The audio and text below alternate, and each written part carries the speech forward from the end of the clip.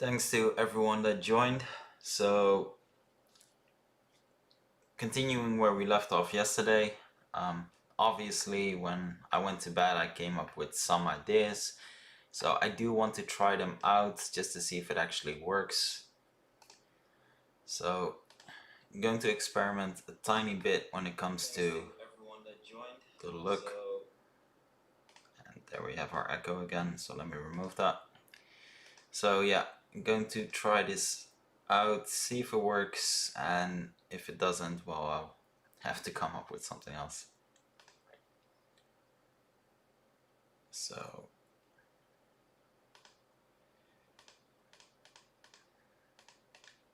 I know post-processing is something you'd normally do near the end and it's not all that important, but this would actually have some impact on dramatic impact on the look, basically. So going to try that out.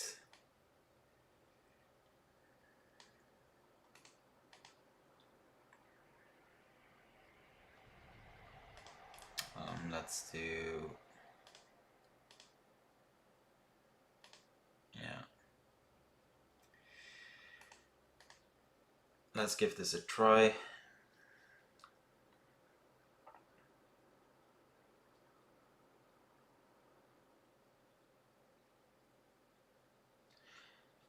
So yeah, in regards to the question and how far I am, I mean, it's hard to, add a percentage to it really, but I mean, a lot of the basics are done when it comes to, basic controls, so I'm quite okay with that.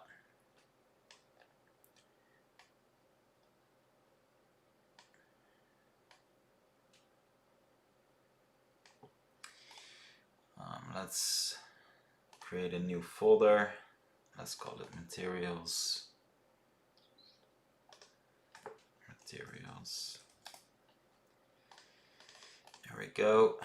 So kind of the goal the look I want to go for is that the moment you lose control, so the camera switches, it's quite obvious you lost control, so the entire environment changes to that effect. So let's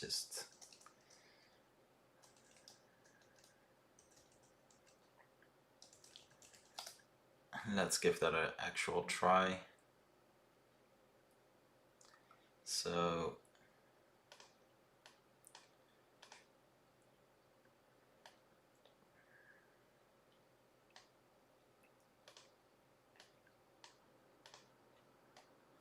yeah, basically the idea would be that, not really sure this is entirely the look I want to go for, but yeah, the camera is going to switch.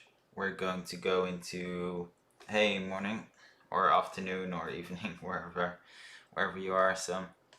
So the entire look would actually shift. So it would become apparent that we're no longer in control of the character. Do want to create some cool effects for that, so I was actually thinking of literally leaving the body, if you will, so creating an effect for that. I think that could be pretty cool. I have to experiment a tiny bit, but yeah, this is basically kind of the idea. And obviously enemies would still be red as well, but yeah, that's the idea. Everything would be white-ish, just like it is now. I still need to generate light, of course, and then both enemies and character would actually turn red in terms of, these are all NPCs now, basically. So going to try it out, really do it properly a bit later. Just wanted to see if this actually worked, but it seems like it works, so that could be cool. So let me know if you agree having a a big tonal shift actually be interesting. I think it could be nice.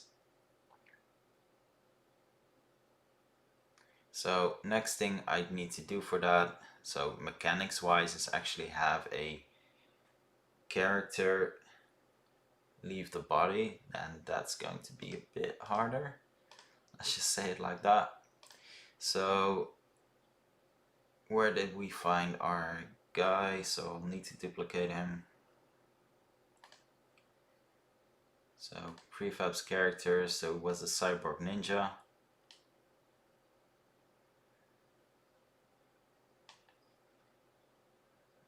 Let's drag him up a bit.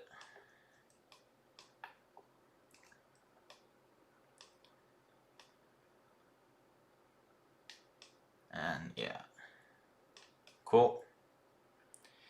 So he'd then be a part of the player, obviously be turned off. That's the idea.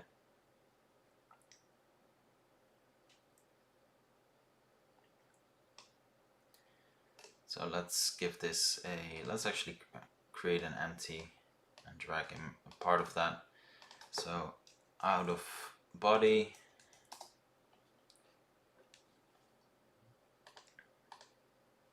Yeah, thanks. I thought it could be nice to actually really, you know, demonstrate that we are out of control. So literally by leaving the body, I think that would be pretty, I think it could be cool. Let's just say it like that. And before I drag him in, I do want to have a default look I'm going for him. So needs to be a variant of the color I'm going for. So I'm going to just duplicate this material, rename it to out of body, and I'm going to try to go with a transparent look. So add some metallic and smoothness, obviously, and yeah, see where that leads us. So out of body, and then yeah, we're leaving the body.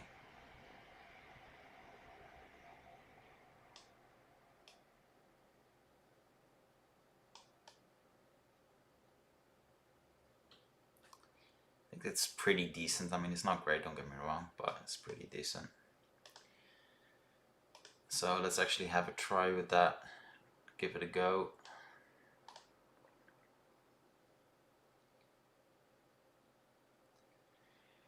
So on the event, and where did I put those events again? So on the event, yeah, where we lose control. So we're changing the camera, that's all good. I think there should be a wait for that. So we basically have another default camera motor. So another motor that focuses on the, you know, the person leaving the body basically. So let's just call it out of body. And he's going to target a game object, which is going to be our cyborg here. So the camera should be pretty much the same as the default camera, so that shouldn't be all that different. That's kind of the idea, that you have a sort of transition time. So let's try that out.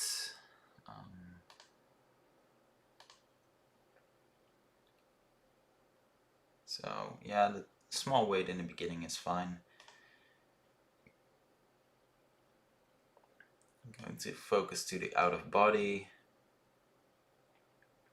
So we need to lose control of the character straight away though, that's quite important. You know, that he actually moves around. Then let's increase this. Have a really small transition time, because we're not really transitioning that much at all really, so let's just see. A lot of this is guesswork. I'm not really sure if this is going to have the effect I want it to have, but so we wait. Now 5 seconds is too much. Wait, let's try 3 seconds, and then we transition to the other camera from above. So yeah, then we obviously need to activate that as well. So set active, because I'll have to turn it off by default.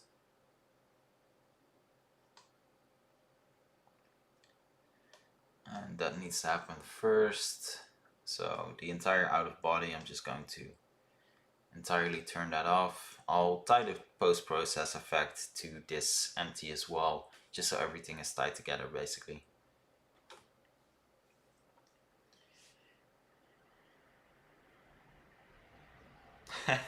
Yeah, yeah, yeah, that's a good one.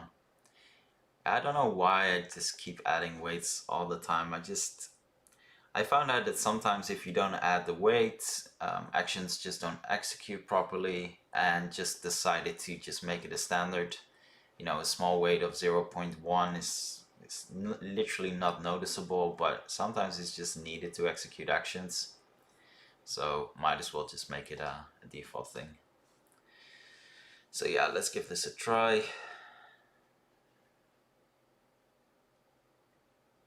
Yeah, it's not really what I'm going for. So, I mean, kind of, I guess.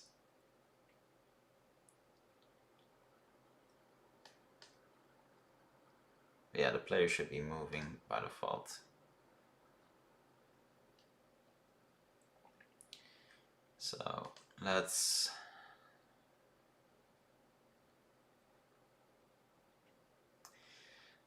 try that out.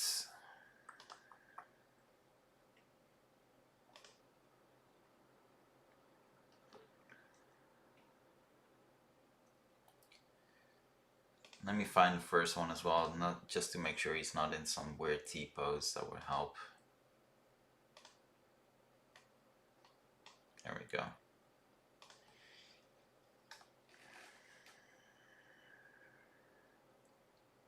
Okay. Well, the idea is fine, but yeah, he does need to leave the body, so let's actually have one of the things happen. So either the player move or the character move. So we are losing control of the player, so that's fine. So let's try a small move. In theory it shouldn't really happen because he should automatically just go towards enemies, but let's see. Well, at this stage technically the player is a character, I think. So let's give him a marker.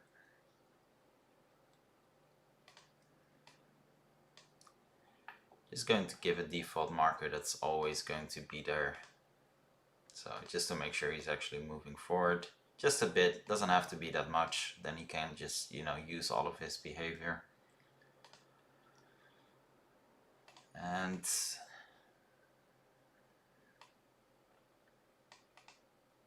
marker.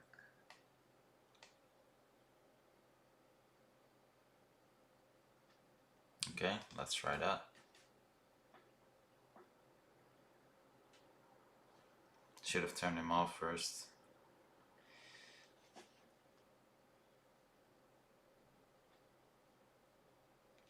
Yeah, that's not working because he's literally part of the player. Okay, so I have to mix that up. So I'll create a parent for the player as well. I'm not really sure if that's a good idea, but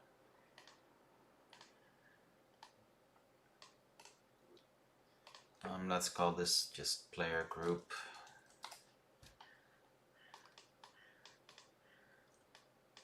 We got player group. So not really sure if that would actually really literally get out of the body though.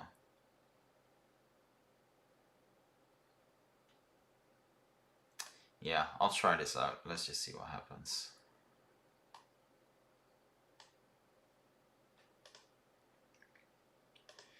Because in theory he might not actually move along, so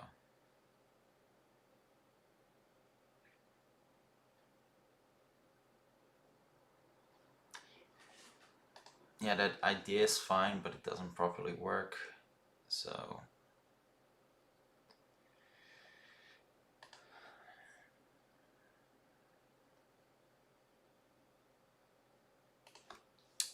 let's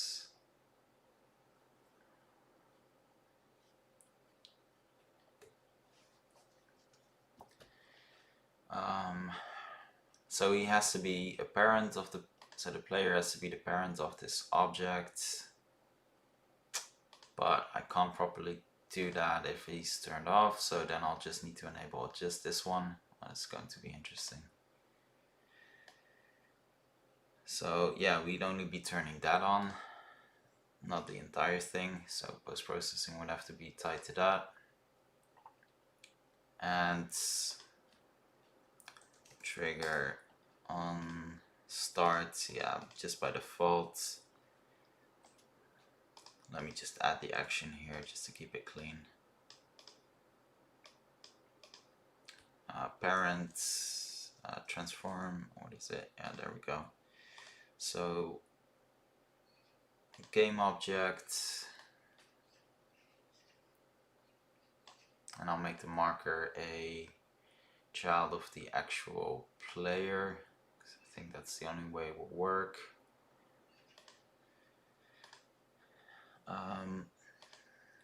Change parent of our guy, where is he?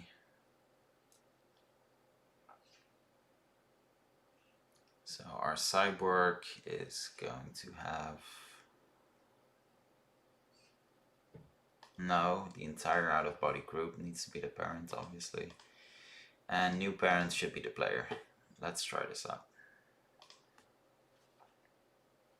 I'll need to move a bit first just to make sure it actually works. Well, that's the thing, okay, so it does work, but then obviously when the player moves, he should no longer be the parent. So let's do that straight away.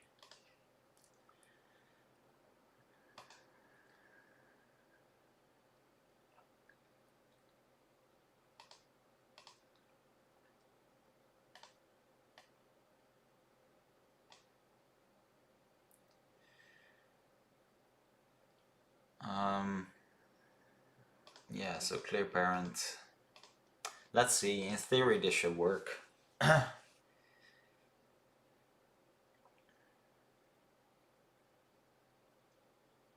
Yeah, okay, so that works.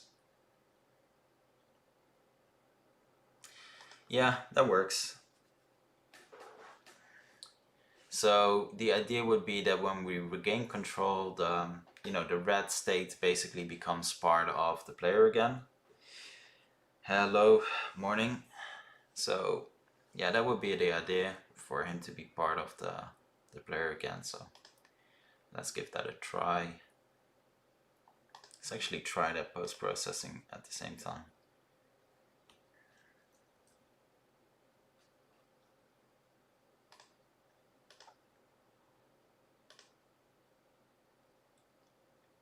I think I've created so many fake profiles already. Yeah. Cool. So this one should work.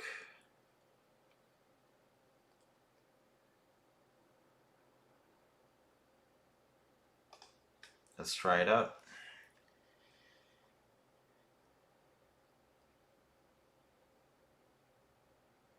Oh. It's always something basic you forget to do. No, this object only is fine.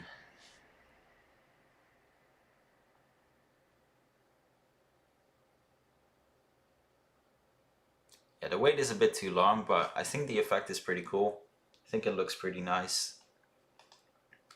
Kind of mimics the whole out-of-body experience. I'm not sure the exposure or anything like that is good yet. You know, obviously I'll need to mess around with all of these values, but I just wanted to get something basic done first, just to see if it will work. But yeah, I think that's a pretty cool idea. I think the most challenging part is going to be having go back to the player though, which is going to be interesting, just to say the least. So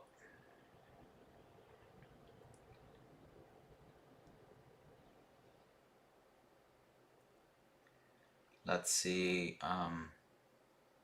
Yeah, we are clearing that. I'm just going to walk a bit just to make sure it all works still if we do this.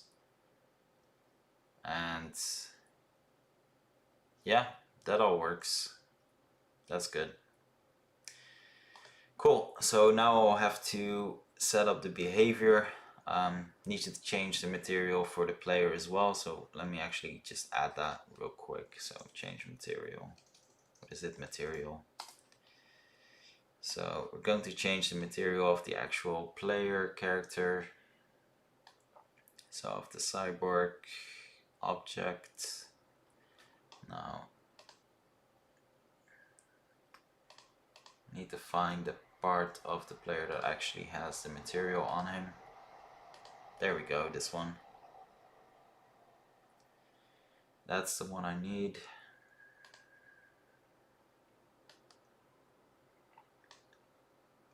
There we go. Let's lock this for 2 seconds. Yeah, out of body. No, not the out of body. The basic visible. And obviously I can still mess around with all of these values, you know, just assigning the materials just makes it all work.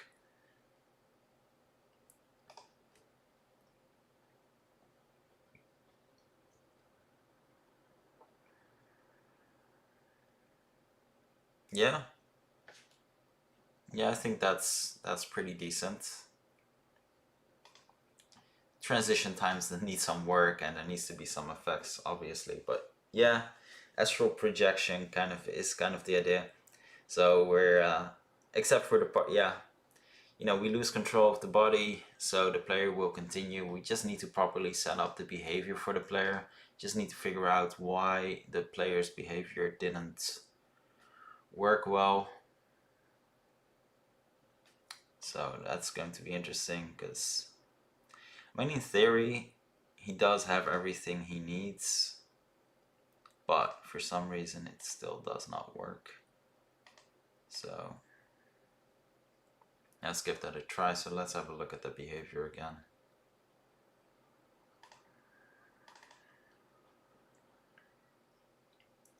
So I can't remember if everything was actually triggering properly, so let's try it out.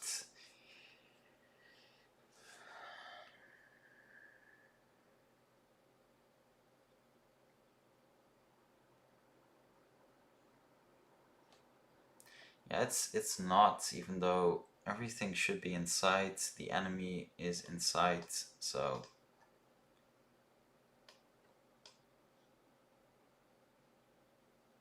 he's still stuck on controllable. That's interesting. Did I not do that properly? Player is controllable, values turned off. Okay, that's interesting. Let's do that straight away then.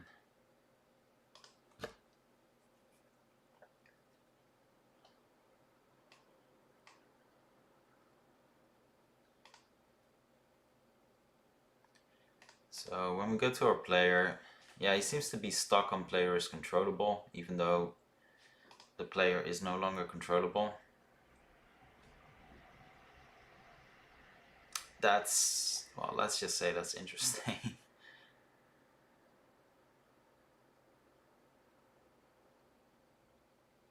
Okay. Not really sure why yesterday that seemed all to be working just fine. So might need to change this to player then.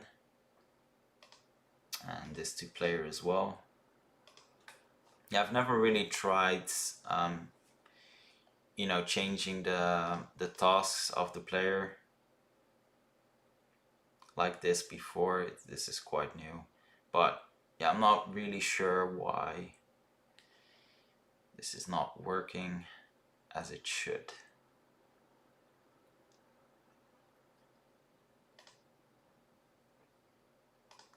Because yeah, he's tracking the guy just fine, so it's not related to tracking. He just still seems to think we're in control, which is pretty interesting because we're not. So I guess I'll have to have a quick look at what the actual difference is between the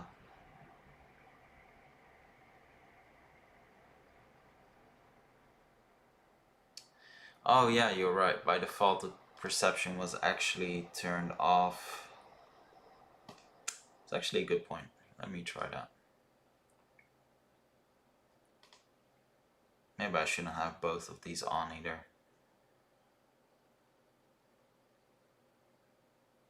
Yeah, no, it's not changing anything. This is interesting because I'm pretty sure at least the behaviors were running yesterday, even though they weren't working properly, but they were running.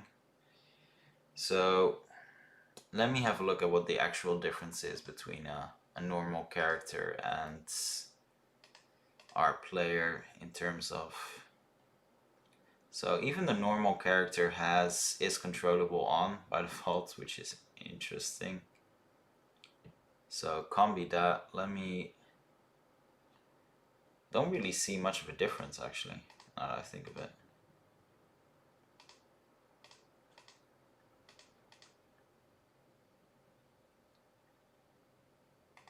That's weird. That is strange. So let's have a look at our player.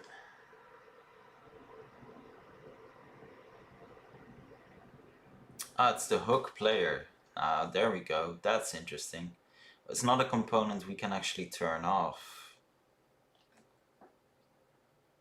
So actually seems like the only real difference between our player and a normal character is the hook player component. Expected it to be more than that, so at least it's good to know that's only one actual difference. So all of this is, it's all the same really, there's not really a difference at all. So player input, that's there, which is different, but might just be tied to the fact that, you know, we do have the hook player. Not really sure, but other than that I'm not really seeing a difference. So, oh yeah, this is player character instead of character. It's actually a different component. But this is something we can turn on and off, so that could be interesting. So let me add the character.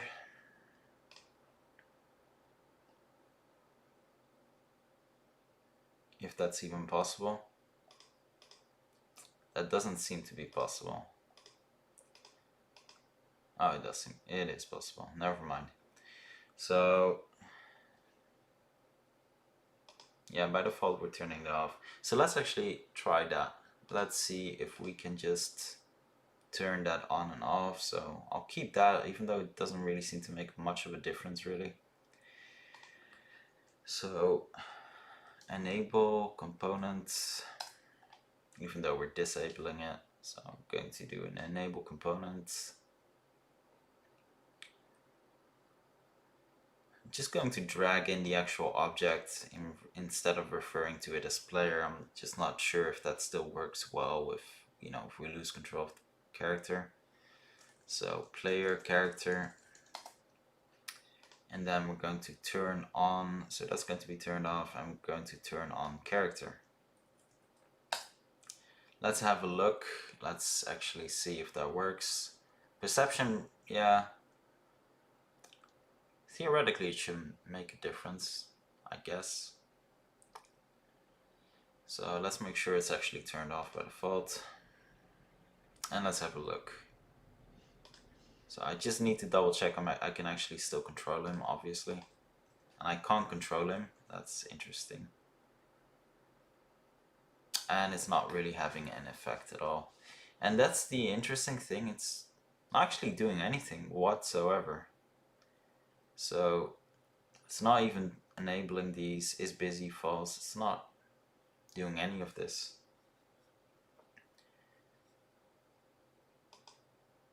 Which I don't really understand. Because I should be able to just turn stuff off, I assume. Hey, good morning or afternoon or evening, depending on where you are. So this is interesting. Not really sure why none of this is actually triggering.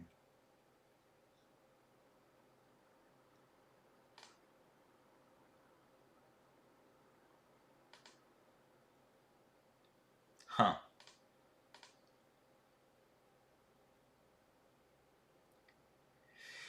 Yeah, so literally none of this is actually working.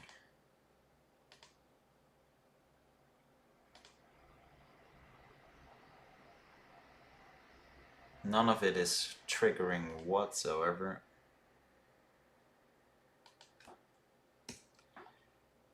Going to try something here.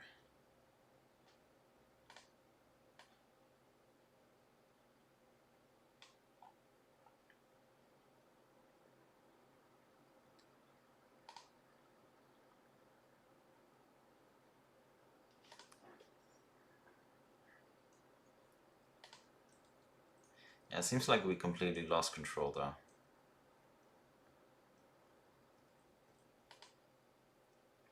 Yeah, none of this is functioning. Yeah, yeah, obviously there's definitely there's definitely some bugs. There's definitely some bugs. I do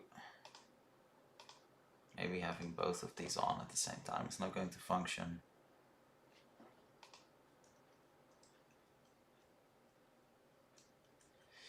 Okay, that's interesting. Remove this. Okay, so yeah, having two of those components just doesn't work. That's good to know.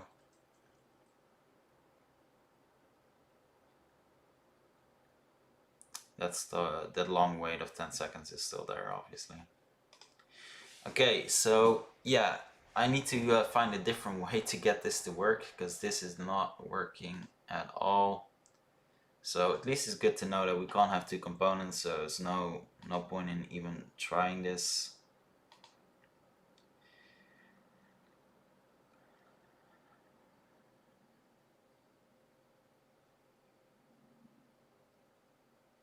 Yeah, there's no point in trying that.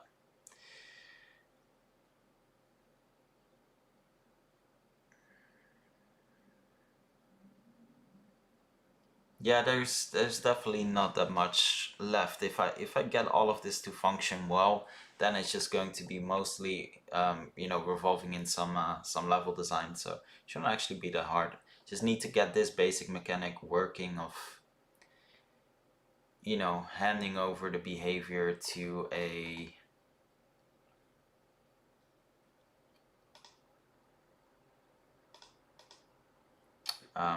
handing over the behavior to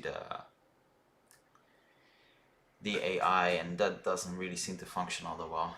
I'm a bit curious though, because yesterday at least they were triggering the other ones, and it doesn't seem like it's anything is really triggering at all anymore. Which is kind of confusing.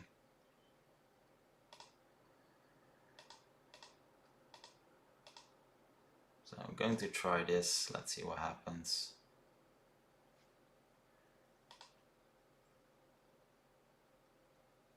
I should have removed that enormously long wait. But again, even though we lose control, this is not running again.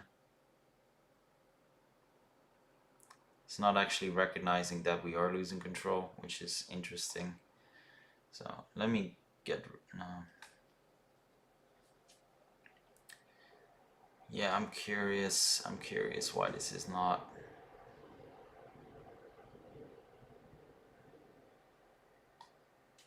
I should just turn the order around. Let's have a look at that.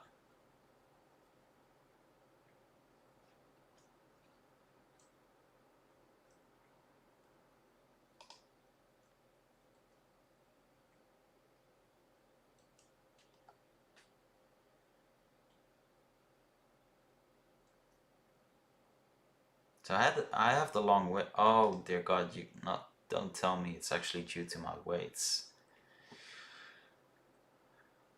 Okay, maybe it is working and I'm actually just messing it up entirely. So I have 10-second waits. Maybe that's just a really stupid thing on my part. So let's actually just remove this entirely. It doesn't have to be there. Let's try this out. So I can move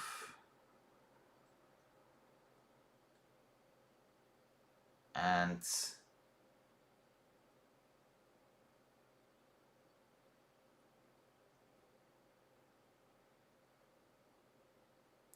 that's interesting. It's running this one. Yeah, invoker is armed, but that shouldn't be invoker then. That should be player.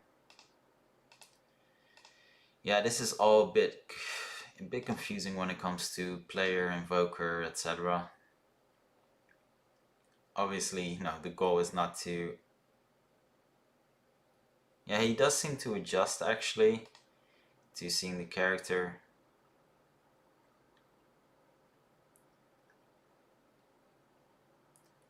But yeah, he's not armed, and that's the interesting part. So our player isn't armed.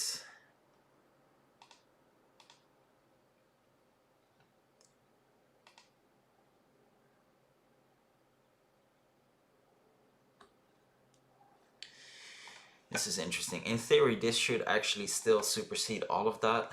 So, it should rely on being controllable. So that shouldn't really be the problem. I'm curious why that's not working. So, oh, we have another 4-second wait here. Well, that's not going to help. So let's do a 1-second wait and increase the transition time of the camera. Let's remove this. So to 3 seconds maybe.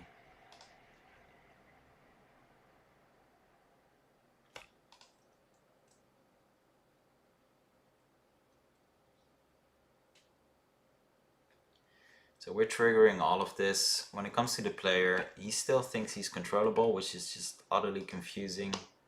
Because he's not. We properly did, that's properly turned off actually.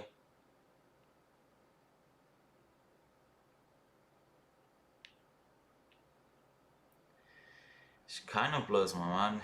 I'm not really sure why any of this is running. Shouldn't be running.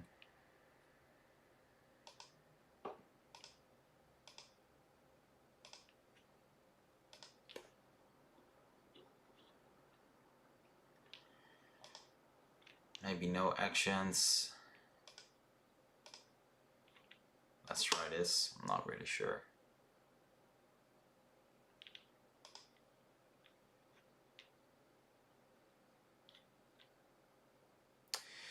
Well, there we go.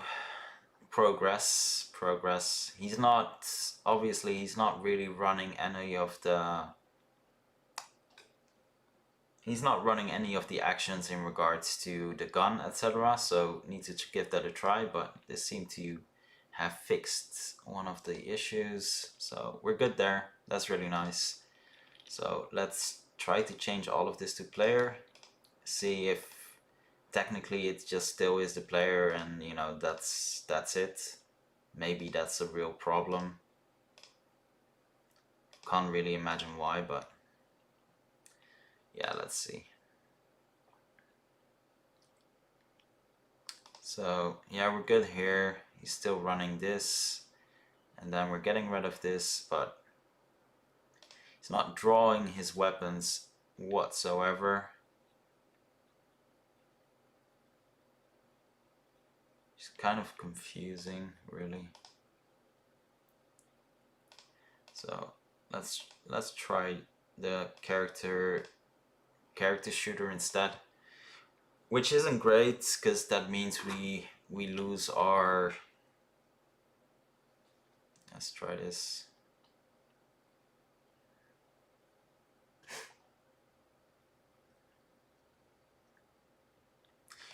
Okay, so no, that's not working either.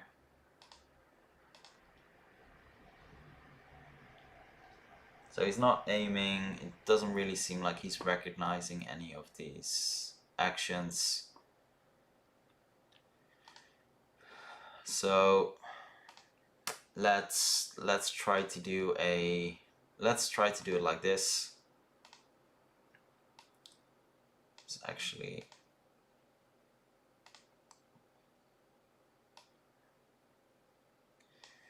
Yeah, I'm a bit confused at what point we're actually losing.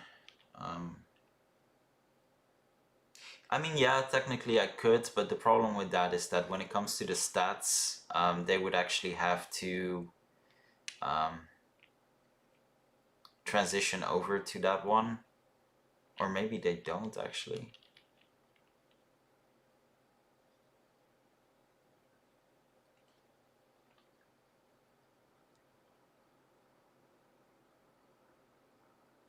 So yeah, he's doing this, and then he's just entirely skipping over all of that.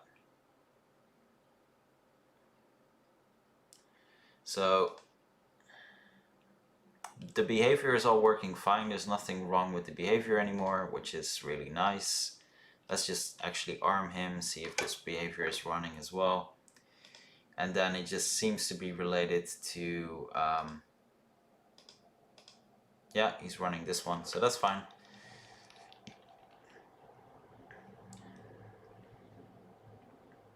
So yeah, the behavior basically is working, so the behavior is completely fine. The problem with the behavior is just tied to the shooter actions, so it's not the behavior itself. So I'll have to figure out, well, why. Let's just see if we're not turning this off.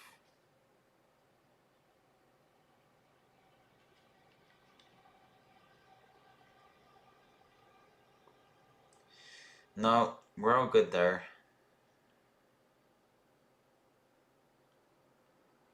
So we're all good there. There's not really any issues. So yeah, it's just the shooter actions that aren't working anymore. And that could be related to this part itself. Maybe. The interesting thing is that it does recognize the hole is armed. So it is recognizing part of the shooter. You know, this part, which I don't really understand, because then it should theoretically recognize this as well. It is recognizing the whole player command here. However, it's not doing this, so it's not actually drawing a weapon. That's no longer working. So let's try to fix that first. And let's try to fix this first. So we have a variable, let's call this player. Let's call this player. Yeah, I mean, obviously swapping out, you know, would make him behave properly. But there's some downsides to that when it comes to, well, stats, etc. You're basically introducing another character instead of the player. It has its own downsides, but yeah, it would fix this issue, but then just reintroduce new issues. So that's why I'm honestly trying to avoid that. But it might be that I don't really have a choice in the end. Don't get me wrong. It's definitely possible.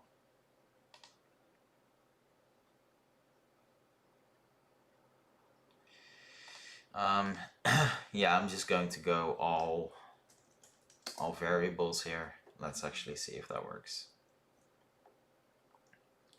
So player, behavior, and we drag in our player.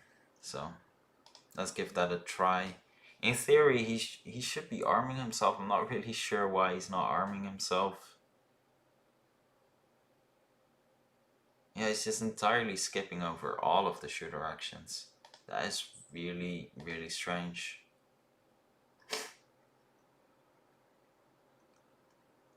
That is really strange. I'm not going to lie. I just don't really understand any of that. So I'll take a different approach. I'm actually going to remove all of this. Yeah, wait 1 second. Let's remove that. I'm going to remove everything shooter related here. And I'm going to introduce it all in the actions. See if that works. So we can remove this one.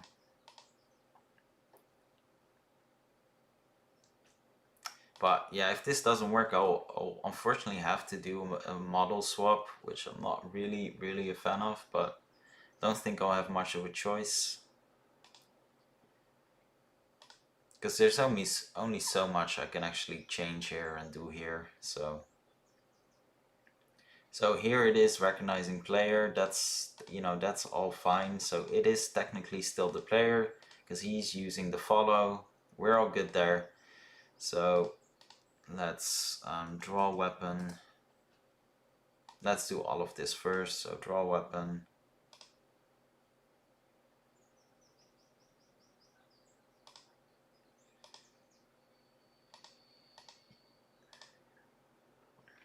And I'm just going to add a wait here of 10 seconds. Because I basically just want to see if he draws his weapon. If he doesn't, then none of it will work anyway. It's going to be quite annoying, so... yeah. That's unbelievable. I just don't understand why that's not working.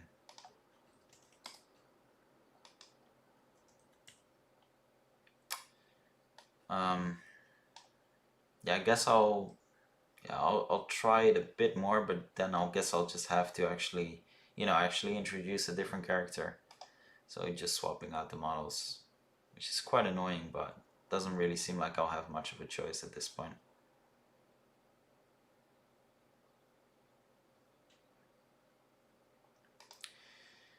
That is really painfully annoying.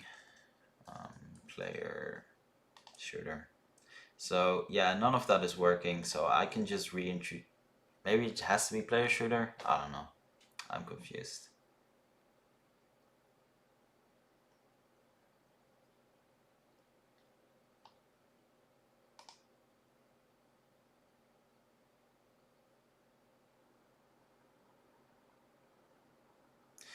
Yeah, no, that's not working. And well, this is literally my last try, and then I'll just have to go the approach of introducing a different character. Honestly, hope this would just work. I'm not really sure.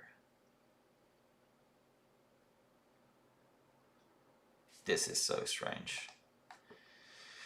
This is so strange. I'm pretty sure I can't actually remove components. I'm curious though, just to see if this will fix it. So hook player, going to remove the component. Obviously it can't. I can still control him. That's really strange.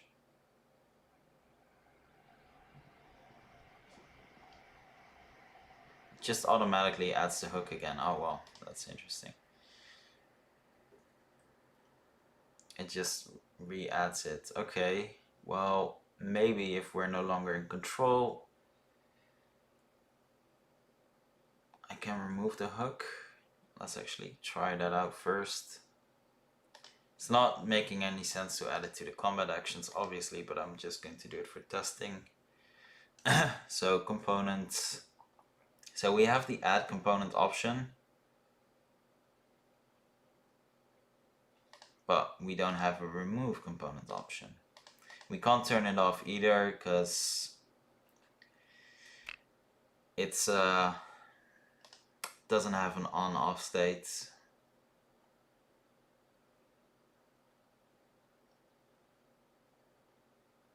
Which is interesting. One last try, and yeah, then I'll really stop, because I'll be wasting too much time on this. So instead of making him controllable, we're going to go into mount mode, which theoretically does a bit more than just... So he's mounted. Let's try that out.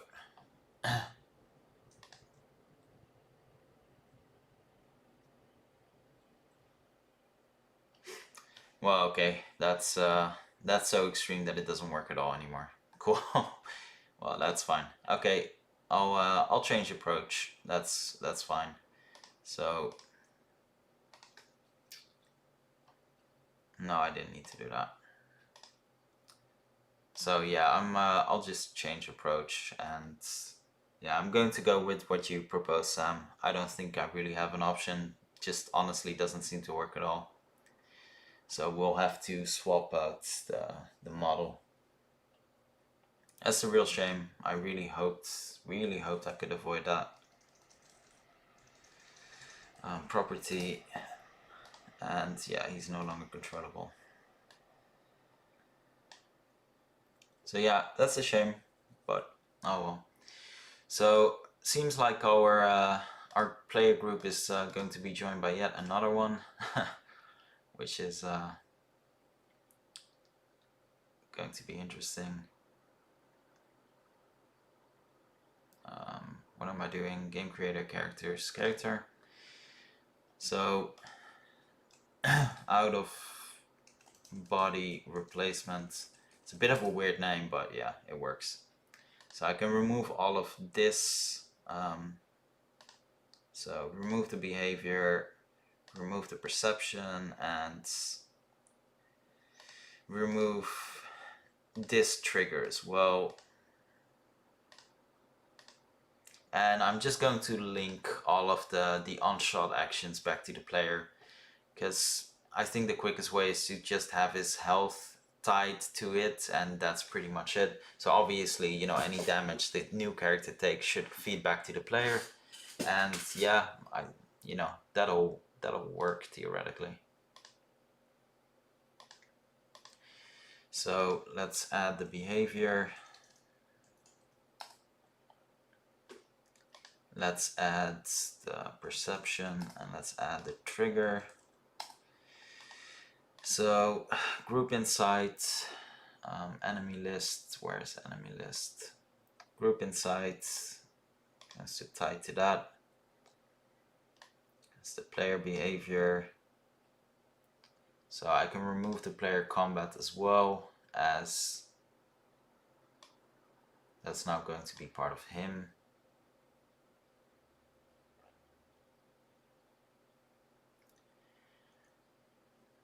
Cool. Let's drag that in.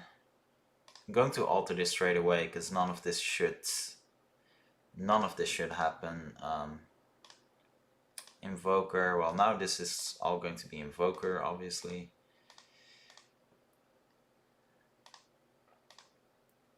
So yeah, there we go. And yeah, all of this should be Invoker as well. I can completely remove this one. It's no longer any point in having it because it's no longer a player. None of the behaviors will work anyway because by default it will be turned off. So all of this should be just Invoker, and that's it. So Invoker, Invoker. Invoker can run, and Invoker player combat. Did I do that here? No. Invoker. Invoker. So yeah, maybe even the can run is completely useless, as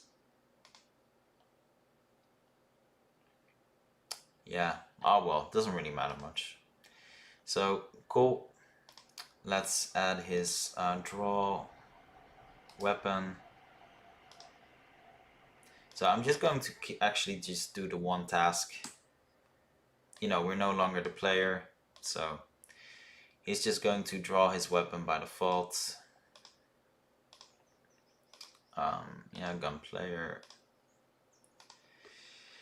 Ammo. At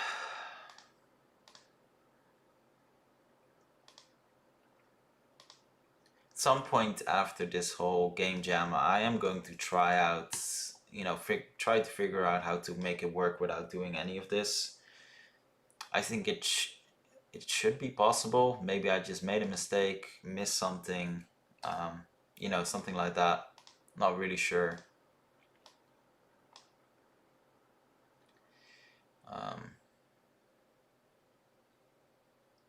Cool. I think that's pretty much it. So here we go when it comes to our actions for losing control. So players controllable. Yeah, I'm all fine with that.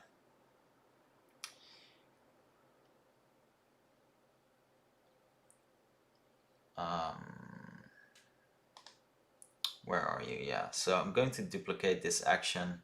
So our out of body replacement, his parent is the player as well. Don't need to turn this off.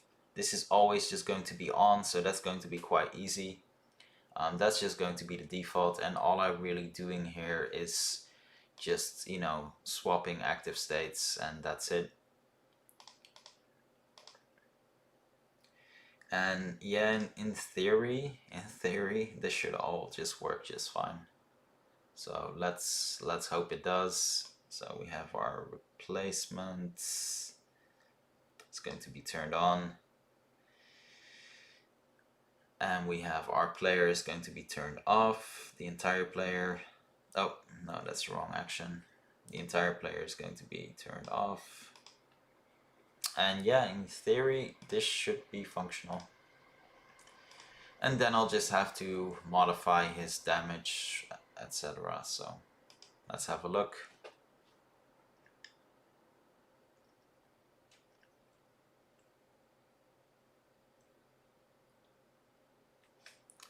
Well, that's interesting.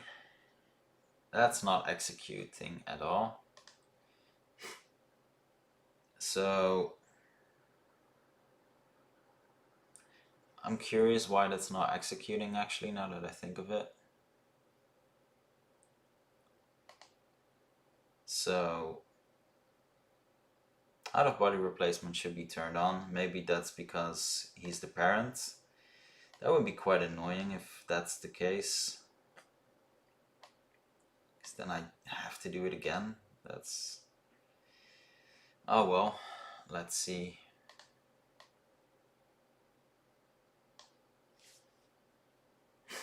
Yeah, I hope that's not the case, but if it is, well then that's fine. At least it's a solution, right?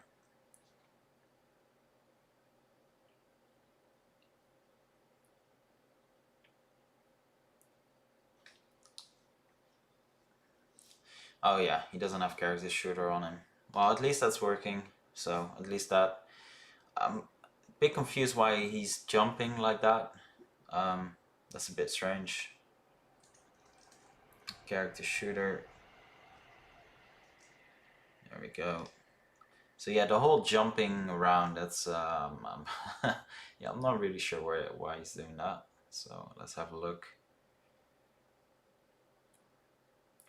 Where are we with our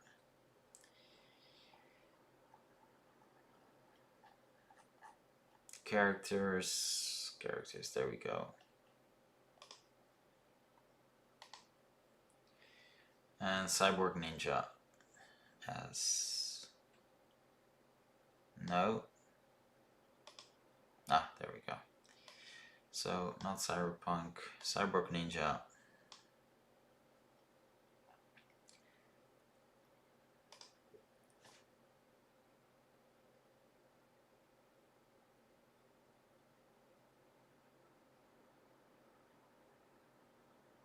Well, at least that's working. Unfortunately, now we need to add a new list global variable system for our enemies as well, which I hoped to avoid, but fine, whatever. That's okay, at least it's working. So we can actually we don't have to use the whole change material either, which is nice. So actionless, we can just make it a default material for that character. So that's pretty nice. But yeah, at least it's working.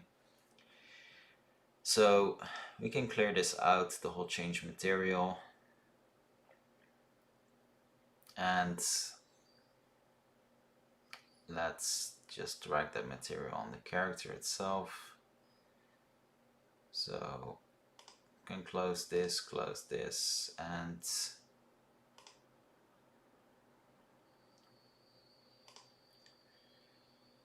it's just easier to find him like this. There we go.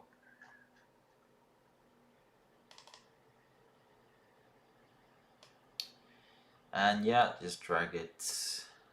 No, that's not going to work. And just drag it here.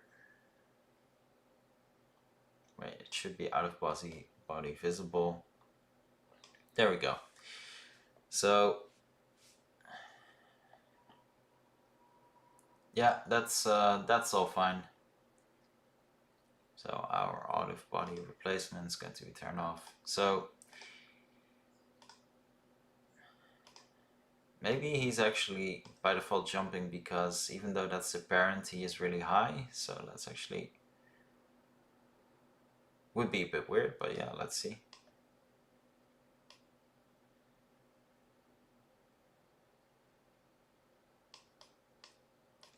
Let's just drag him to the player as well.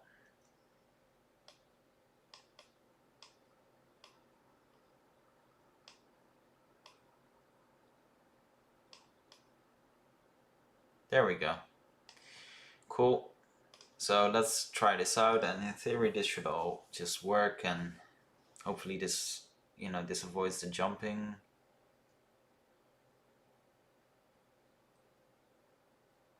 I just need to alter the camera settings because that's annoying.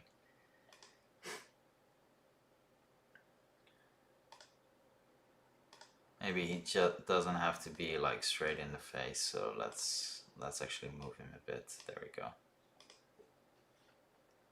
Oh, I should have turned him off. Yeah, that's better. So we're good there. Now let's just alter the mechanic for the enemies as well.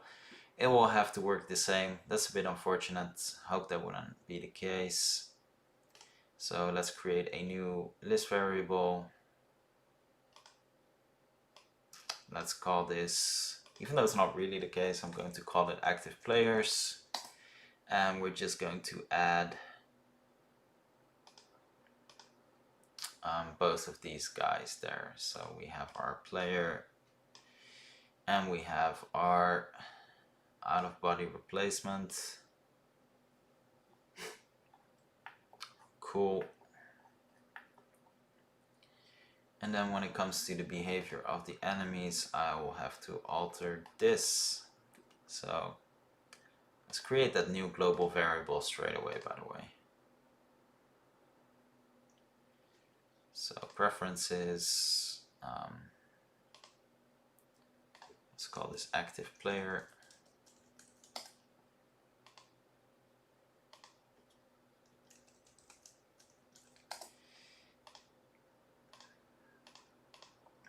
There we go.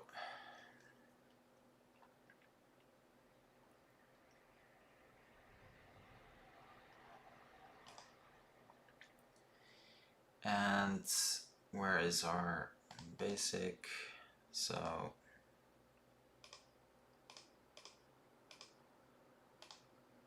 that's fine, and that's fine. So we've set it all to active player. So yeah, that's the unfortunate part. So we have to do the same here for our enemies as we do for our player itself, which is okay. It's fine, it's not the biggest deal. But introducing more mechanics obviously means more risk of it breaking or just not working well, so let's have a look. Active players, on site, added to active player.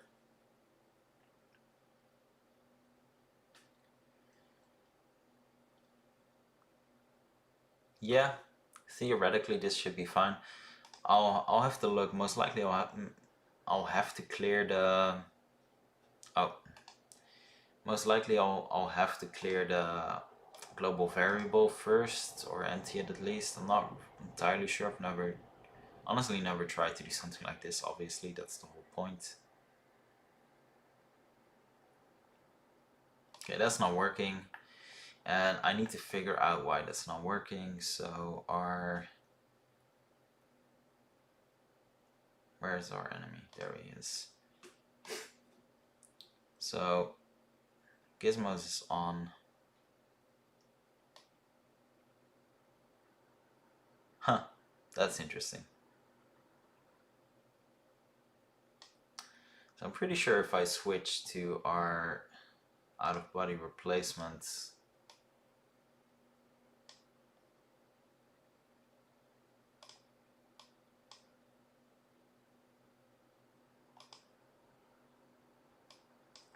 okay. Yeah, so the active player is the out of body replacement. So I'm not really sure why it's not functioning. Because it's functioning for him, for the out of body replacement. And it did swap the active player in our global variable. It's not entirely sure why he's not executing anything.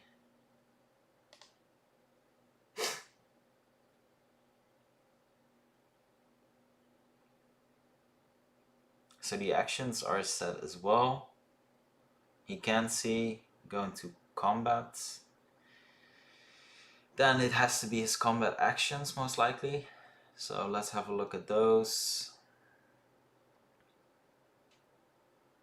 I'm trying to be organized, and yet it still can be an absolute pain to actually find something. So let's see. So combat. There we go. So this is all set to player. Didn't modify this. That makes sense. So this needs to all be active. This all needs to be the global variable. So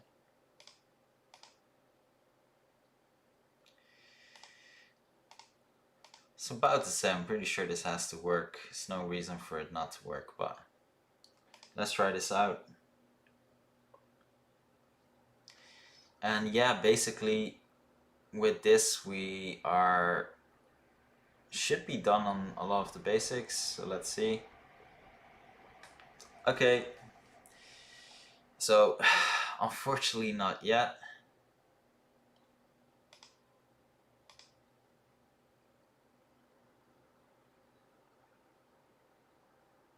And yeah, this seems to be the problem. So he's not executing this action. So let's wait. So he's not actually executing any of this. So I'm going to copy, and I'm going to simply remove this to see if that works. I think I had to do that for my animal AI as well. Because yeah, otherwise he just wasn't executing, and now they are seeing each other. And they're fighting each other. Cool. Well, that took a while, but it's all functional now, which is pretty nice. Yeah, I do need to fix ragdolls and stuff and positioning, but at least it's all functional. You need to swap out the camera as well, obviously. But yeah, we're finally really getting somewhere, so that's good. So let's head over to the next step. So yeah, I'm all fine with this. So let's make sure we actually gather damage the right way. So trigger on shots. No, not on shoots. On, can't remember what it was. Why did I remove the trigger? So receive, yeah, receive shots.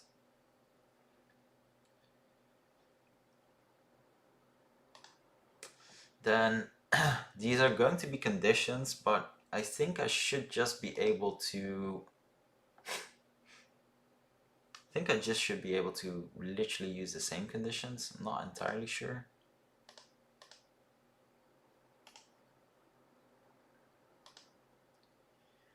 So let's have a look.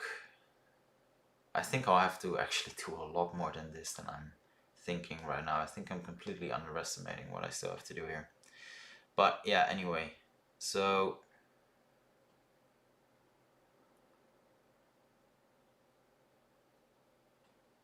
these are the wrong actions. These are not the right actions.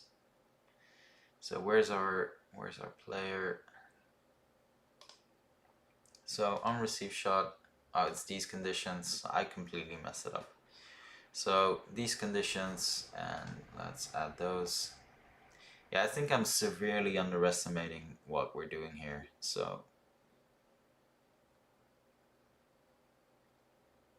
these are again the wrong actions. I'm a bit confused. I was pretty sure I just copied over the right ones. So copy, paste, there we go. So yeah, these should mostly be the same. So obviously the damage is going to go to the player.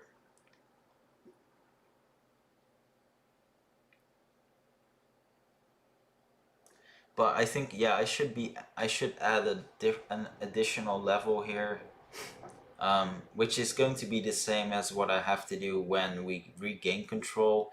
Is making sure the player is in place again of the character, and most likely that will be a teleport or a transform. I'll just have to see what looks best, but in theory we should at least be, yeah, okay, so at least that's working. That's all good. Yeah, I just need to create the next mechanic, which basically is going to be, you know, what happens when we regain control. So I'm not sure if I want that to be timer based, or if the character is just able to kill one guy that we just regain control. But I have to create the mechanic, so we'll have to mess around with the whole change parents. I think that's going to be fun. I'm actually quite happy this was working, so yeah, definitely thanks Sam for the idea. I was hoping to avoid it, but I was just completely overcomplicating it. So really appreciate it. You were right. You know, shouldn't be overcomplicating things. So that's really nice. I'm going to take a small 5 minute break and I'll be back. So yeah, really, really appreciate it and see you in a bit.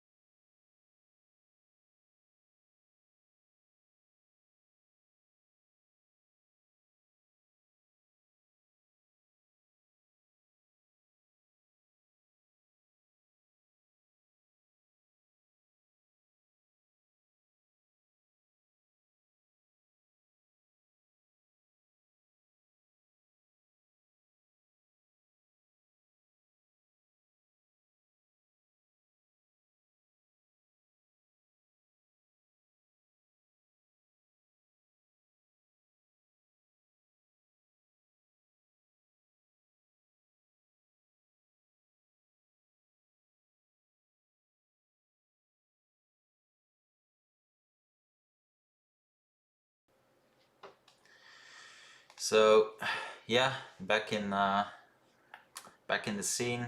So everything should be fine. So I'm pretty sure I turned on the mic again. So I'm going to go back to the mechanic side and actually make sure that once control runs out. For now, I'm just going to do it on a timer that we actually regain control of our player again. We'll have to mess around with parents, which is kind of annoying, but yeah. And anyway, once it works, might decide to do it actually if our character out of body is able to get a kill, to have him regain control again, something like that.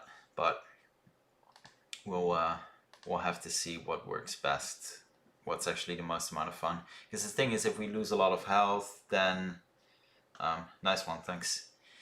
If we lose a lot of health, then he wouldn't be able to kill anyone all that well either. So maybe it's not, them losing control would just literally mean dying by default, which is no fun at all. I mean, it should be a mechanic. It shouldn't be a preview to death. It should be a game mechanic, obviously. So yeah, let's give that a try and let's see. So right now I'm just going to do after 5 seconds we are controllable again, and we're going to change back to parents. I think I will need to do a transform. Actually, before I do that, let's actually fix the camera first. So the default lost control character body, this one should not be tracking the player. It should be tracking our out of body replacement. So let's actually get that right first before I no, that's aim control. That's the wrong one. What is it? Out of body? I'm a bit confused. Yeah, this one. So the anchor should become the new. There we go. Look at. Huh, that's interesting. Okay, so let's have a look here. I want to make sure this is functional first before I go ahead and change everything else. So we need to make sure that we're actually tracking. So let's collapse all of this. This all works, so I don't need to have a look at that. There's a lot of actions here. So we are seeing this for a bit. That's fine. He moves out and then does something. So wait of 2 seconds, and then we should be transitioning over to the other camera. So maybe that's 2 seconds is a bit much.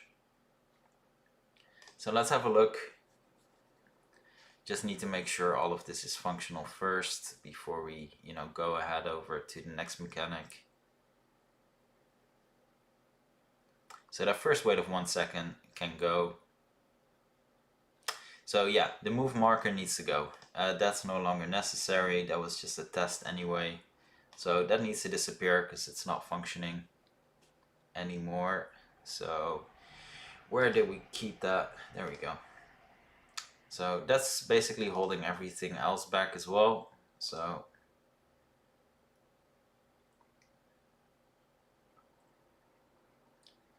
let's try that again.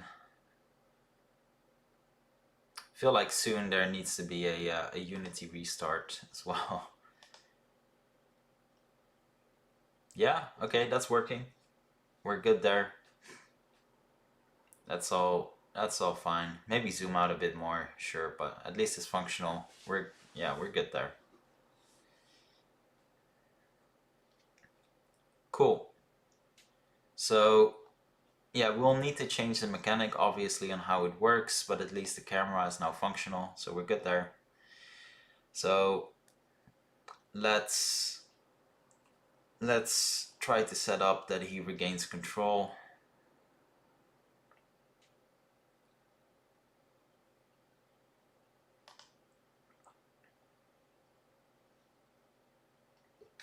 Yeah, killing him automatically put back our control, so that's interesting. Anyway, let's have a look. So wait 5 seconds and then we're going to, well, basically move all of this around again. So that's the replacement.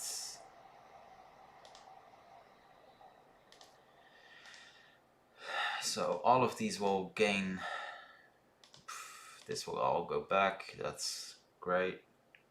I think this is going to be messy. This is definitely going to be messy. I do want the astral projection to kind of shoot back into him, so not really sure how I'm going to do that yet.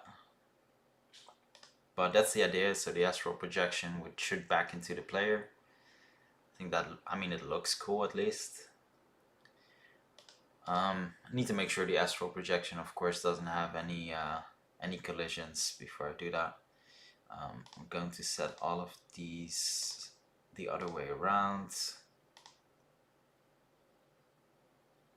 So yeah, the astral projection is still going to be on for now, so let's actually kick that out.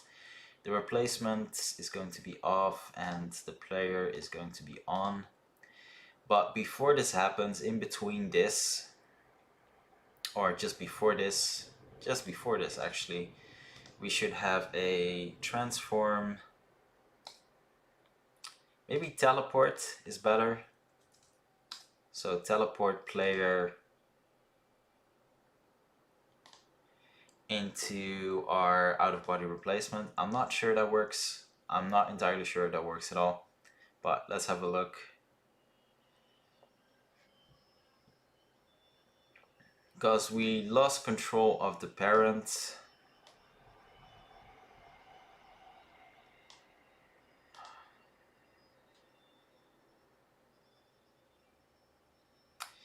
Yeah, well, let's see what happens with this so far. Let's just try this out. Let's test this. So I don't want the astral projection to teleport. The astral projection should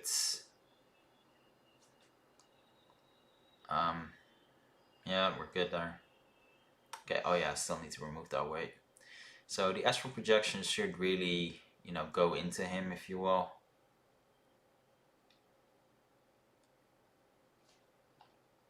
Okay, that teleport seemed to be functional. At least we're good there.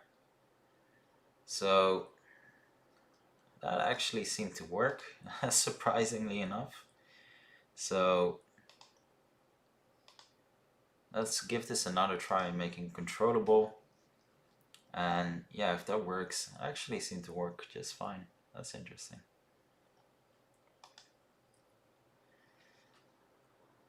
I mean, obviously I shouldn't be all that surprised because it's just a teleport, but yeah, okay. We can control again. So teleport functions, that's nice. I'm really happy about that, actually. So the teleport is working. Now let's fix that astral projection. So that kind of needs to happen before we can control him. Because if we control him, basically the astral projection would just fly everywhere. So I think that's going to be a move. Needs to be a quick transition, basically. So let's try a transform move of our astral projection. So that's the out of body.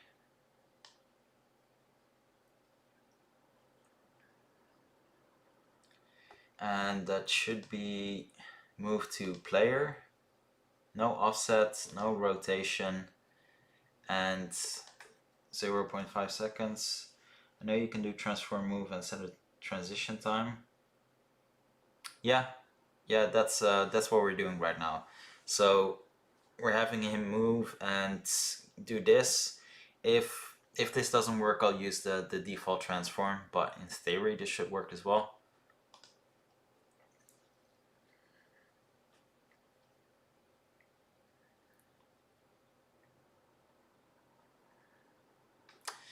Come on, let's go.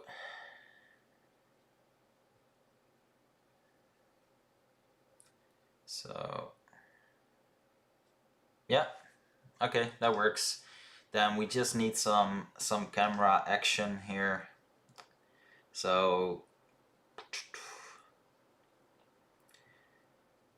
there's a lot of camera actions going on. So I'm going to do this one first before we do the move. So I want to transition to this camera. Then we move back into the player, which I think is pretty cool. And then we are going to set the projection in active. I'm not sure I need to do a wait. Well, let's see. Let's see what happens. But yeah, so far this all seems to be quite functional actually.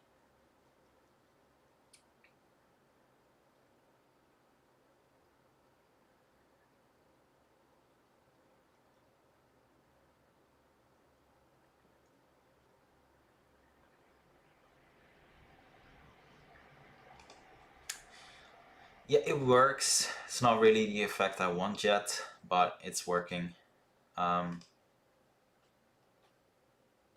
So let me save first before I lose everything. So I made a backup yesterday, but I didn't make a backup yet. So we did quite a lot already in relatively short amount of time. So to make the effect a lot more dramatic, I actually do want to have an effect on time. So I think that is pretty nice to have an effect on time here. So we're going to slow time in the beginning. So let me change this weight to 0.1. Going to slow time, then put time back. So only need to slow time when we're, where are we? So slowing time here, then transforming, setting active, and then yeah, I think here we have to reset time. So after the 2-second wait, changing time back to 1, and then we're slowing time back here once we're controllable, and we're moving all back, and then once we're inside, let's do a small wait. I've said that phrase so many times. It's starting to become a catchphrase, definitely. Cool. I'm not sure this is going to work. I'm just going to give it a try.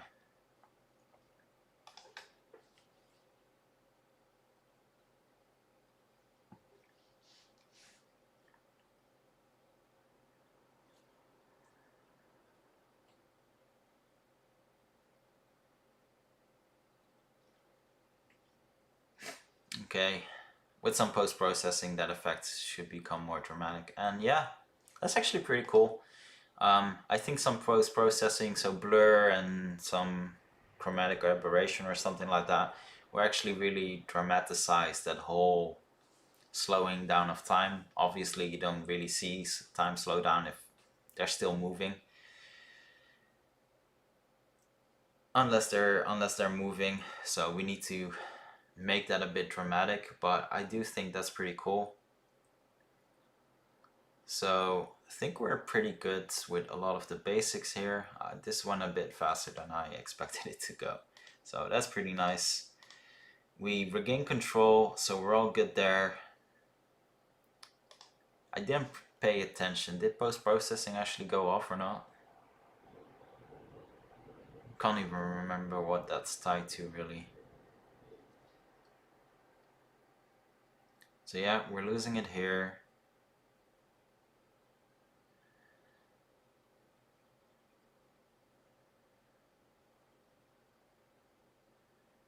Yeah, okay, it goes off.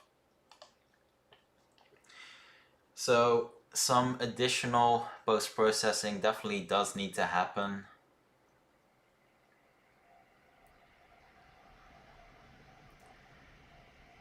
think it would be cool to create an animation where he basically just, you know, for him to fly out of the body into the body. Maybe that's a bit much, but I think, you know, if I do have time, I'm going to create an animation for that. I think that would be pretty cool actually. So that, I mean, would look a lot nicer. So let's definitely do that if we have time left. So we have all of the basics here. Now I just need to decide how we are going to do this. So is it going to be a 5-second you know, is it going to be a certain time? Is it going to be based on kills? I'm not entirely sure. I'm not entirely sure on that at all. I don't know. I don't know yet. Let me just create the effects first, you know, just to make it interesting, and then let's see what we're doing. So I'll create the effects first. So we have our, I think it was the out of body had the, no, it's not him. Oh, this had the post-processing volume. But yeah, I can't really tie it to this because then it would always have to work. I can definitely play around a bit with this though, and you know, see what would look cool. So right now we have this. I think I'm going to add so I added some you know, an asset for fog volumes, global volume. There we go. I think that really plays on the whole astral projection, blah blah. It does match it. So let's make that a part of, well, let's first adjust it, then I'm going to just make it part of the Cyborg Ninja, so it will automatically be turned on. But yeah, I think it's pretty cool. It does emphasize that whole effect a lot more. So yeah, the intensity should be relatively high.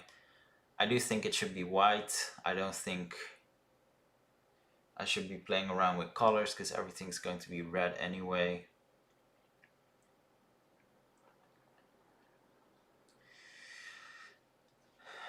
So yeah, I'll need to play around with this though, this setting, because we are changing cameras. Okay, that's interesting.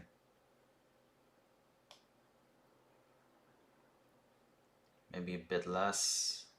It does look really nice though, I'm not going to lie. Maybe make this tiny bit more. No, that's not transparency in this case, obviously. Okay, that's interesting. So this was, the default was 30. So maybe just change the height a bit. Yeah.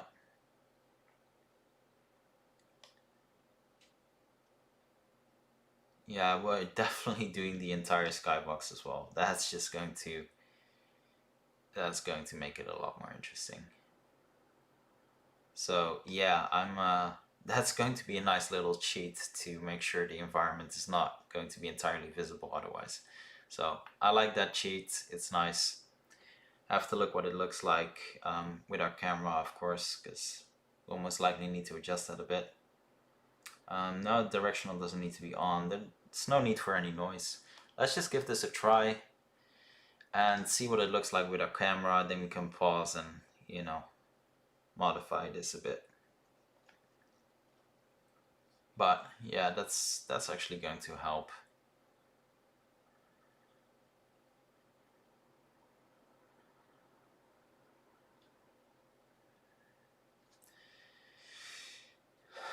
Okay, I mean the transitions here should be a bit nicer, don't get me wrong, but that's pretty decent. I think it's pretty decent. I'll let me look it up in a bit, and I'll add it in the post. It's a pretty easy to use asset. That's why I really like using it. It's just so easy to set up. It's no nonsense, and I mean really does fit well. So I'll look it up in a bit, and I'll post it in the chat or description. So I keep forgetting to actually pause this. So this looks nice. I'm okay with this. And yeah, let's see. Is this? I don't know. I'm not really seeing much of an issue here, really. Maybe lower the intensity a bit. Oh, we can't see that live. That's a shame. That would have been nice. Oh, this is the game.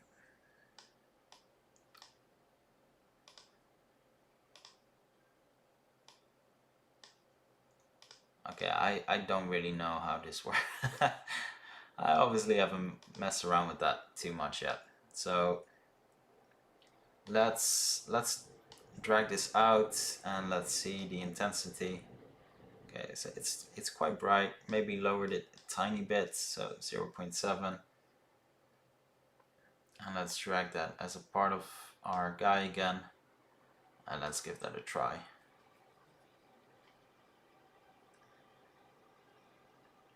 But yeah, I'm pretty happy actually with how the fog turned out well so fast without actually having to do much about it. That's pretty nice. That actually looks really cool.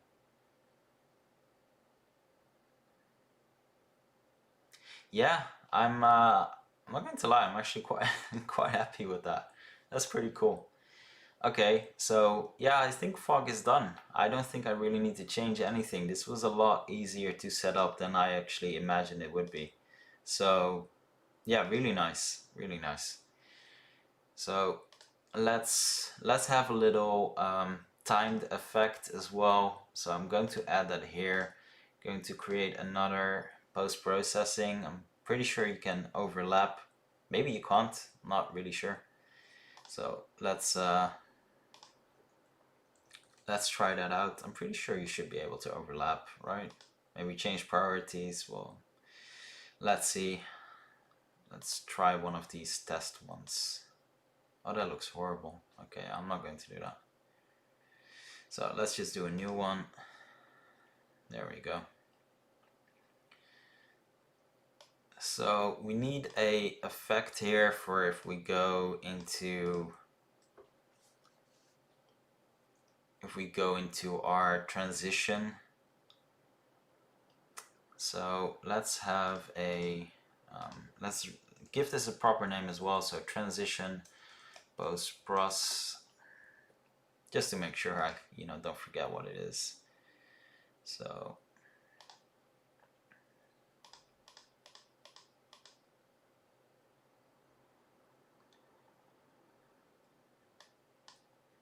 I was pretty sure this should be updating real time, shouldn't it? Or it does depth of field just not update that real time? I'm not entirely sure.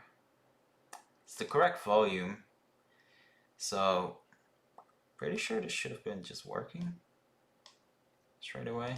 Let me quickly add a bloom just to make sure I'm not doing something wrong.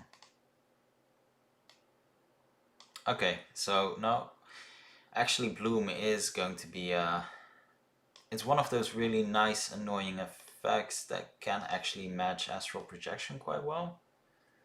Just not really sure it's visible. Well, it's during the transition, so could be good.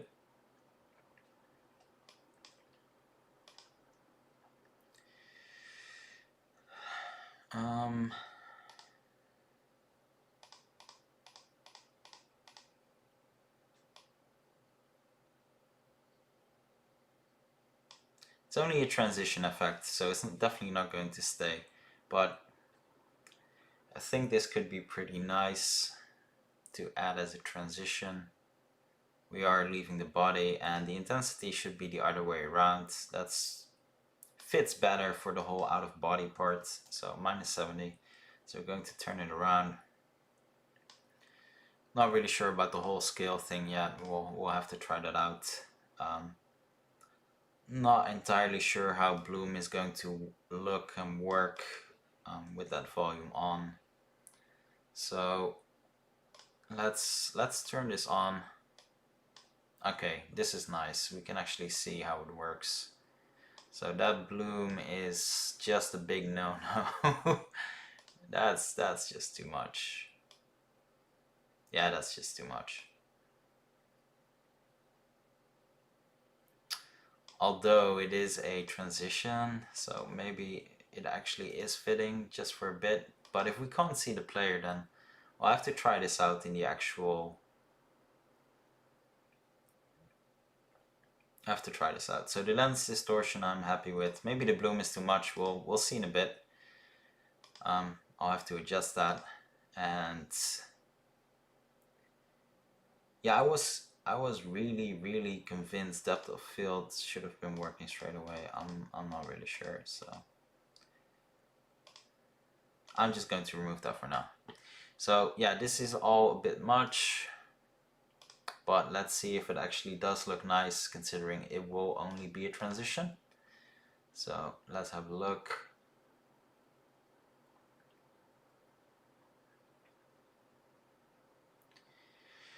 So I'm going to turn it on. Where's our actions? God, so many actions.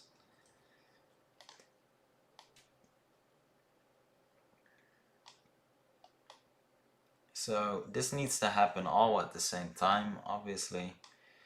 And then after that same 2 seconds, we're going to turn it off again. There we go. So this might be way too much, and it might actually look horrible. I'm not really sure. It's quite hard to figure out by default. But I think it could be fun.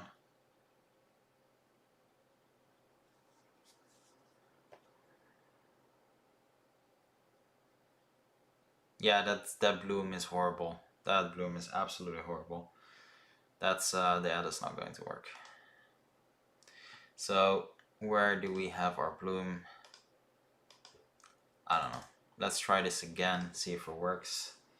And try to unlock my phone so I can see everything again. So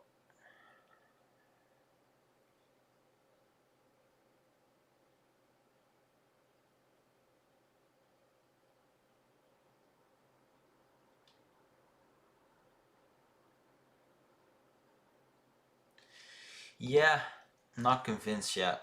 I'm trying to see what I should be doing here first.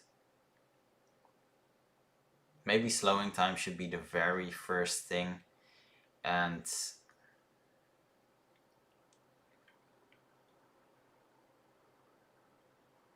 kind of seems like it is already.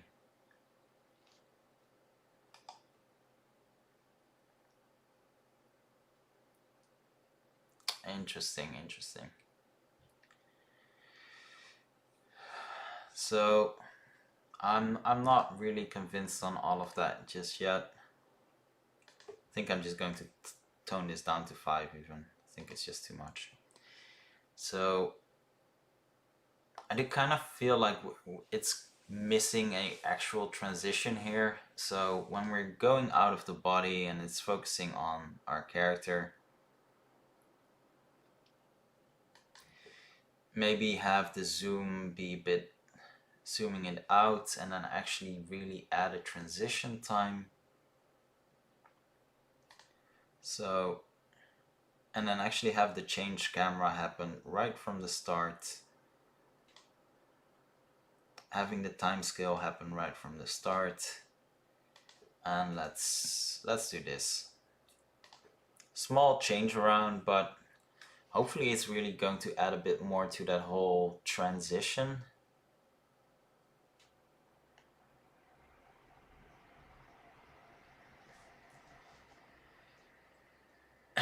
Yeah, thanks. I'm okay. Thanks for asking. Okay. That's actually pretty nice. That's a bit too fast. So I think the initial transition here is a bit nicer.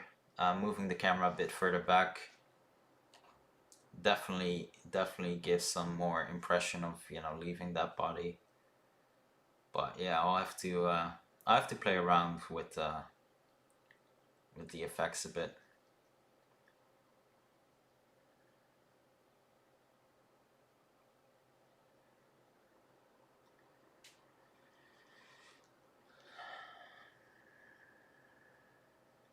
Okay, I think that's all pretty. That's actually all pretty decent. That's not too bad. So yeah, now that all of this is actually working, I do need to decide on what I'm going to do here. Is it going to be timer based? Is it going to be... I think timer is better. Can't rely on the player actually making enough kills, you know, the AI in this case making enough kills. So I do think it should be timer based. So for 10 seconds we lose control. I mean, if we die, if the character dies in the meantime, I mean, obviously that's going to be game over. But yeah, so let's do 10 seconds. Let's set our attribute of control back to 100. So not set it, set to 100.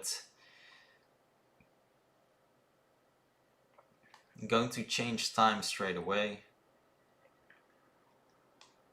So let's actually make sure that happens first, so everything goes in slow-mo, and then at the end we're going back. So let's see if 10 seconds is long enough for it to actually be bothersome. But you know, keep in mind right now for testing purposes there's only one enemy in the scene. Obviously there will be more of them, so you know, you not being able to do it yourself will basically, you're running a high risk of the character dying. So I think that's actually going to be pretty cool. Transition is a bit too fast, so need to make that a bit longer. But yeah.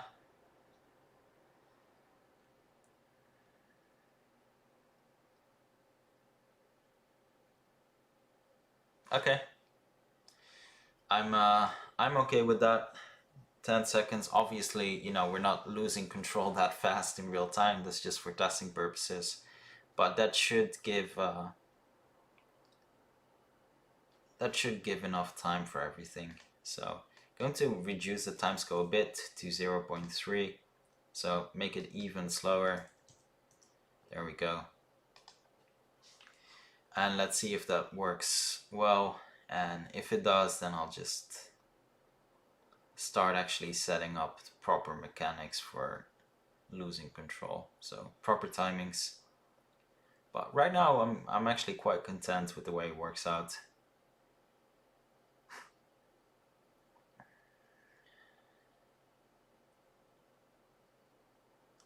So that's all really slow, and I'm okay with that.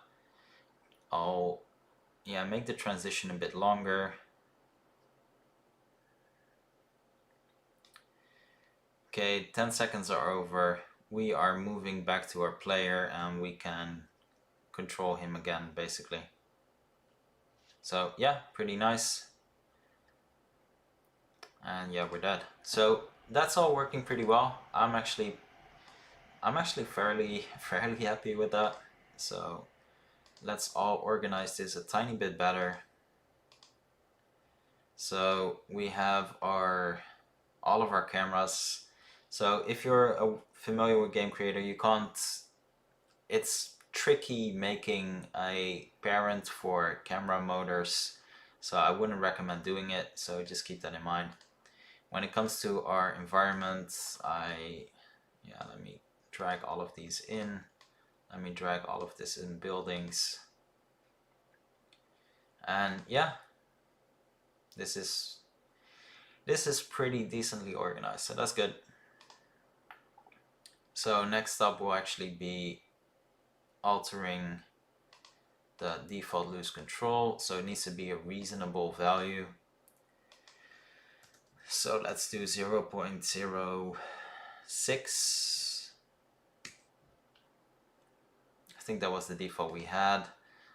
If you're running we're regaining a bit of control, so you're slowing it down. I'm going to increase that a bit because you have to stop running while you're shooting for it to be accurate, so it shouldn't be penalized too much. So let's try this out.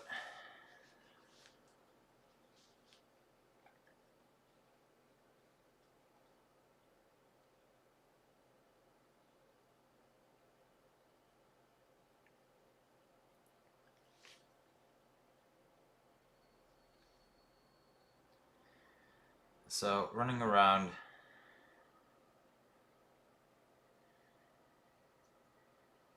Yeah, he sees us. Okay, cool.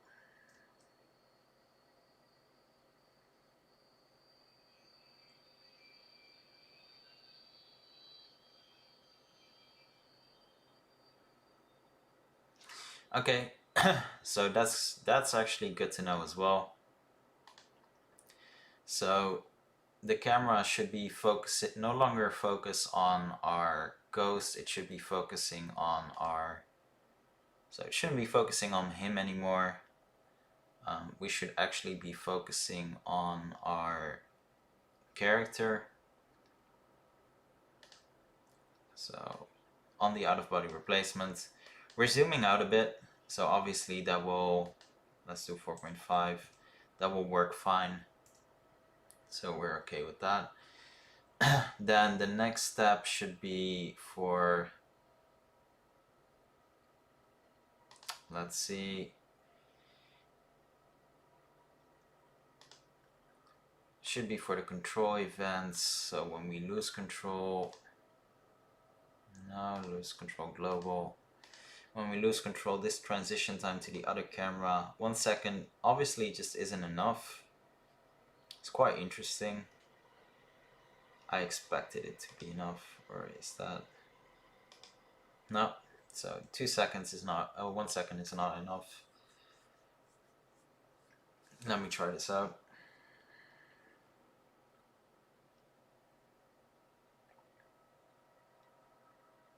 Yeah, and I feel like a proper restart of Unity is due soon as well, because this is now already taking a bit of time. So yeah, it's a bit slow, but let's just stay out of sight for a while, not engage anything yet. I'll change the field of view of the player to actually be 360. That way we can be sure he will always he'll always engage in combat, otherwise it's just no fun. If he's stupid, he's just going to die, and that ruins the entire concept. So we're good there. So this is all working, he's reloading, and let's see how the transition works. So that's pretty nice. That's fast enough. He's engaging in combat. We still need to set up the onshot, of course, for the other enemy. And then we're going back, and that's a bit fast maybe, but or not, I don't know. I have to come up with something for that as well. But yeah, so far that's good. Let's make sure our player, there we go, our player is actually,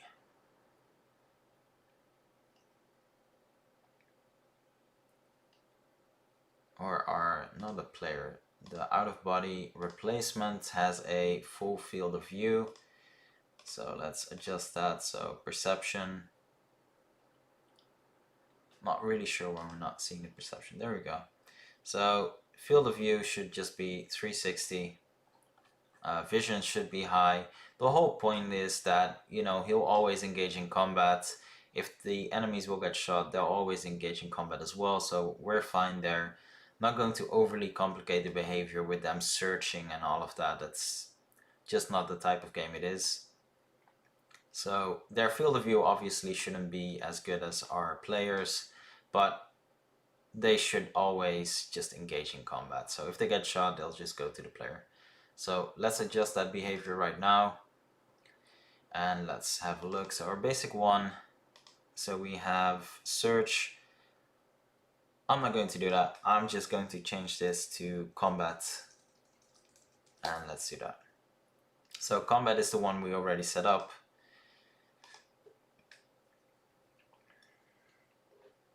And in theory, he should just, so I'm going to move our player out of sight. He'll obviously still see the enemy, but I'll remove him out of sight of the enemy, and I just want to make sure that, you know, if our enemy gets shot, he's just automatically going to go to the player. And let's make sure we actually turn off his out-of-body replacement. Yeah. I think that's just a better approach in terms of it actually being fun. I don't think it will be fun otherwise. Because the whole concept is that you basically have to keep moving, you have to keep running, so you can't really go into hide and seek anyway. I mean, you could theoretically, but it wouldn't be all that smart. So let's see.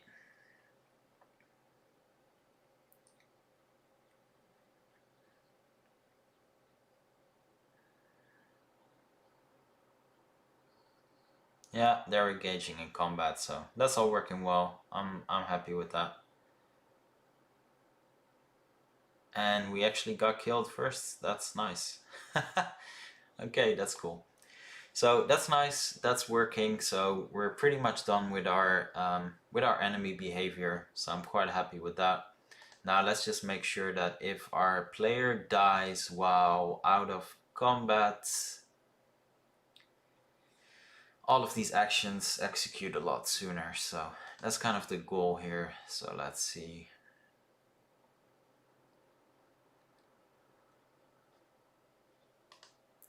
So I'm thinking of changing, in order to properly do that, I'm thinking of actually changing the way the control events work.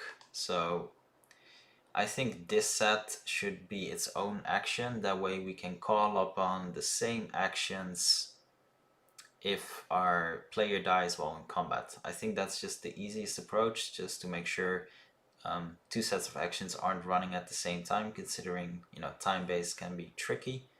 So let's do that. Let's add a action set for return. So return to body.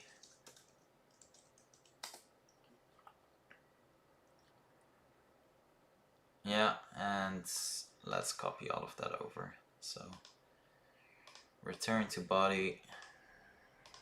Wish I would have done this from the start actually, but oh well. So return to body, that's all going to be copied over.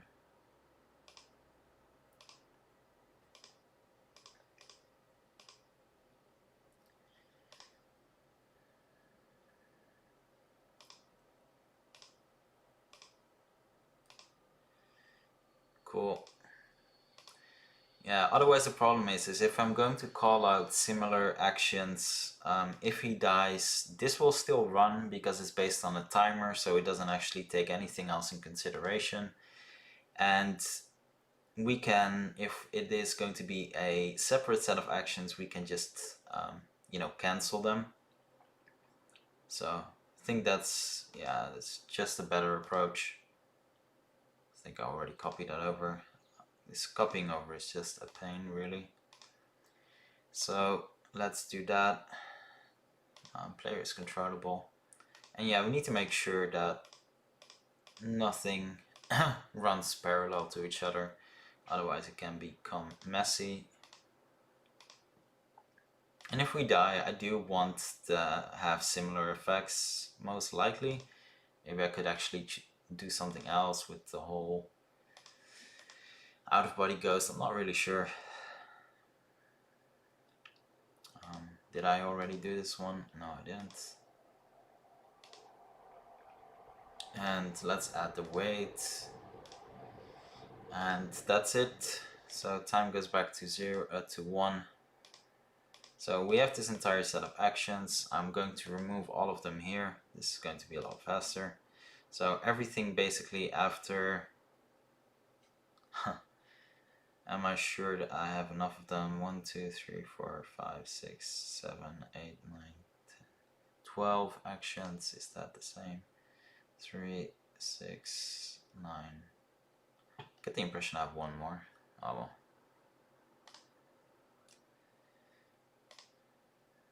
No, I'm pretty sure it's fine. I'm just imagining things. I'm just going to remove them. We'll see what happens. So remove all of these, and then we're going to do an execute actions. Going to do the return to body, and there we go. So this return to body is going to be called on as well if we if this guy dies. So let's check those conditions. So this is his on hit. So execute actions, return to body. So I'm going to do 2 little test runs. Have it based on time and have it based on anything else really.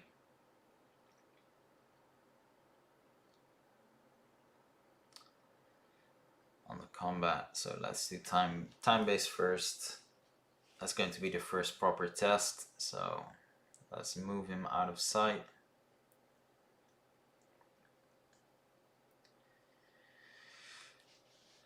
So let's have this time based. Oh my god, it takes a long time. So much slower than I thought it would be. Yeah, I'll need to speed that up. That's just way too slow. You could kill 10 guys in the meantime. That's just too slow.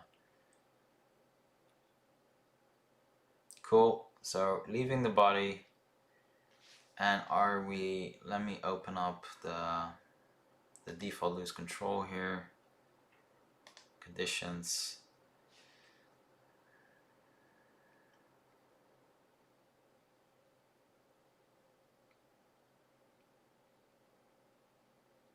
Okay. So I mean, it seems to execute. That's fine. Okay, I'm not really seeing an issue. I think this is good. Yeah, I think it's good actually.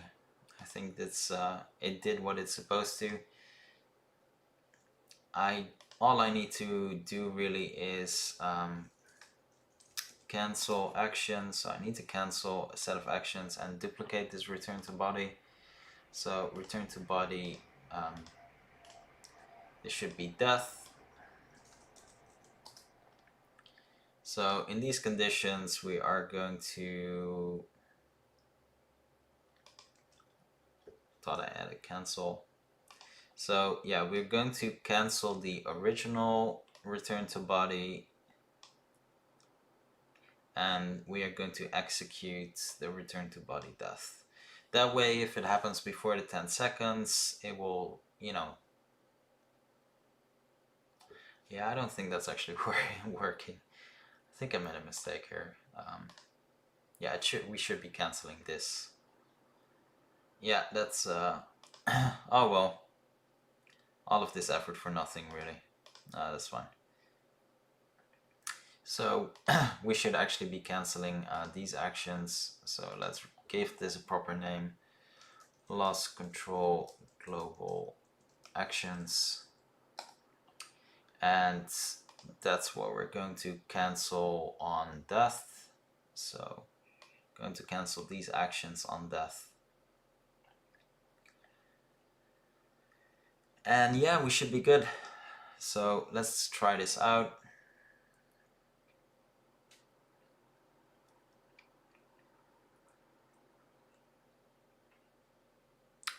The way I'm going to do this is I'm going to approach him, already get a couple of shots on, just to make sure we are going to die, we're not winning the battle.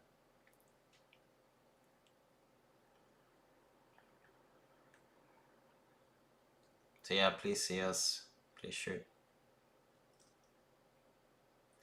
Okay, he is a bit too good of a shot, because basically jumping etc. doesn't avoid anything. So I'll need to adjust that. I did this way too soon. It's not even enough time. So yeah, they're a bit too good of a shot. They basically don't really miss. So I'll need to adjust those actions a tiny bit. I'm not going to adjust them for the player. I do want him to be, you know, the out of body player. I do want him to be a good shot. It's just no fun if he, you know, if he's not any good, because then it's not a game mechanic, then it's just postponing death really. So let's move out of sight a bit.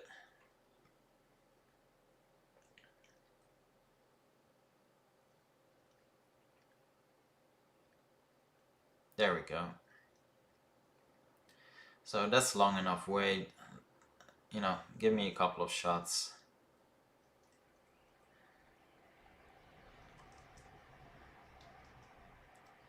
Okay, well, don't shoot too well. My god, this is annoying. Yeah, he's too good of a shot. Anyway. That's fine. Okay, kill him now, please.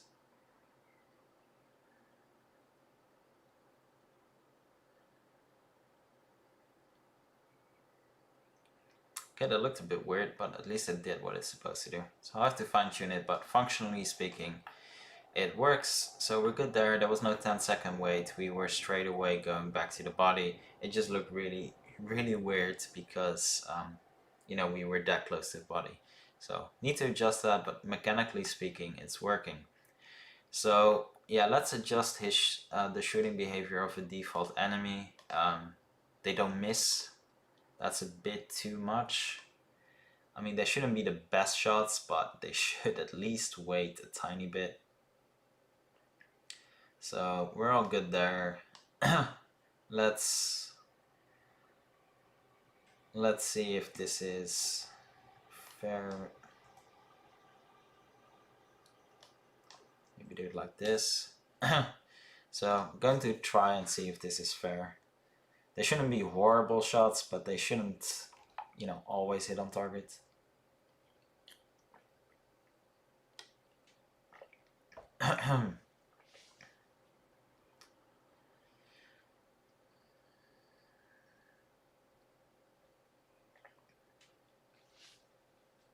Yeah, it's time to restart Unity after this.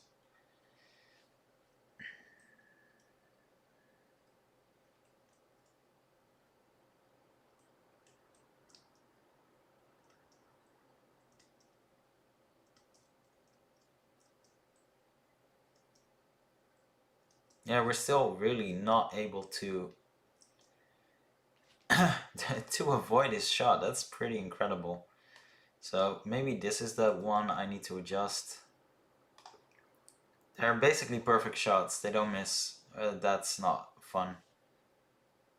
It should still be fun. So let's make sure it's still fun.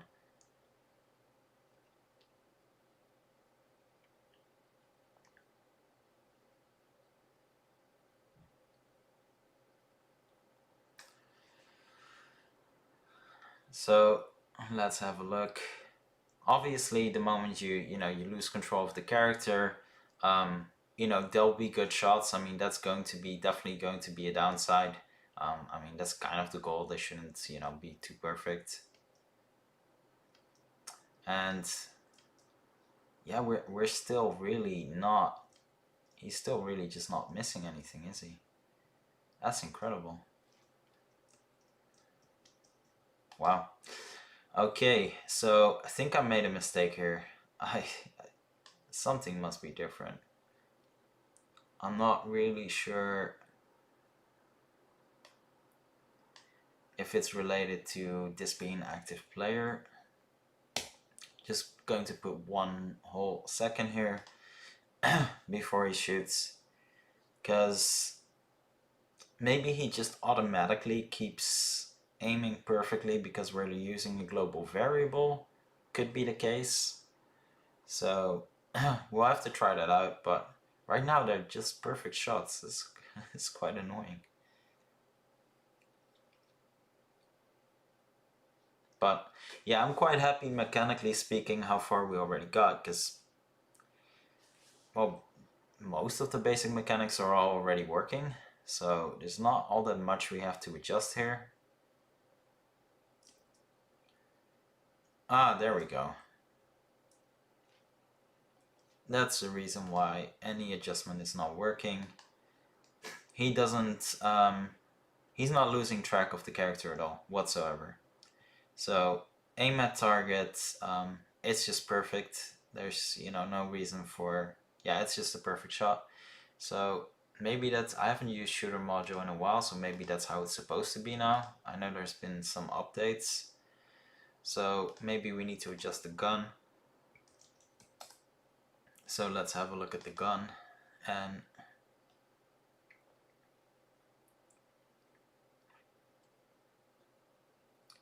it's not much we can do here. Stabilize body, that's a nice touch. Pitch, offset. Nah, that's not really it.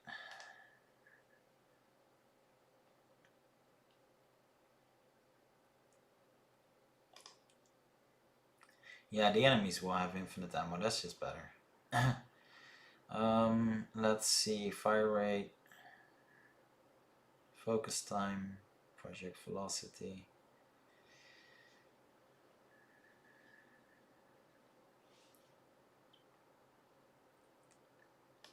Maybe this is what should be different, so the maximum and minimum spread. Let's do 0.2 and yeah, that's all fine. Cool, let's have a look and see if this adjustment will work properly. Yeah, I can remember just adding a small weight actually threw off the perfect aim, so I'm a bit confused. Maybe something has just changed and, you know, it's been a while since I've used it, so that could definitely be the case.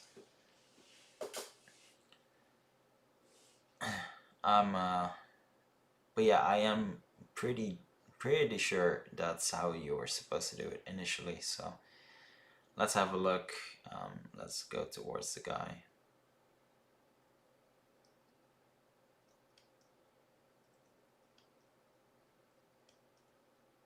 Now the goal was for him to not really miss, and he's just not missing at all. This is quite incredible. I'm not really sure why he's not missing whatsoever. So basically with the whole invoker aim at target, he's not losing his aim. He just keeps tracking forever, and that's fine for a turret, but that's not really fun for a player. So yeah, I'll have to look, but this is quite annoying, really. Shouldn't be a perfect shot. So what I'm going to do is I'm just going to, I'm just going to cheat. I'm just going to do stop aiming. It's yeah, it's just not working otherwise. So basically, if I do it like this, his perfect aim is going to be gone, so we'll stop aiming. I'm just surprised. Maybe I always did it like this and I just can't remember. It's been a, you know, I think a couple of months now since I've actually touched the shooter module, so I might just always have done it like this. I'm not sure again. But I had no idea that aim at target was literally just constantly tracking, which is great, don't get me wrong, that's actually pretty amazing, but yeah, I think I made a small mistake here in the order, so I think I can remove this one. It's just no point in having it. We can introduce a weight before this, and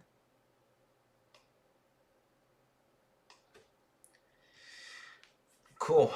So let's see, let's increase this just a bit just to make sure. And if I'm correct, he should now just miss his shot and not be a perfect shot. So it's a small change around, but yeah, that should fix the issue. And then if that's all working, I think we can actually start start really building out an actual proper level.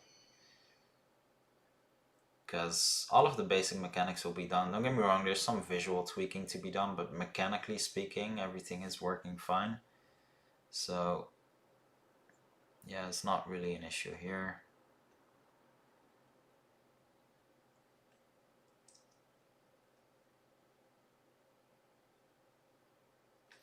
Okay, well, stop aiming, that's not a solution either.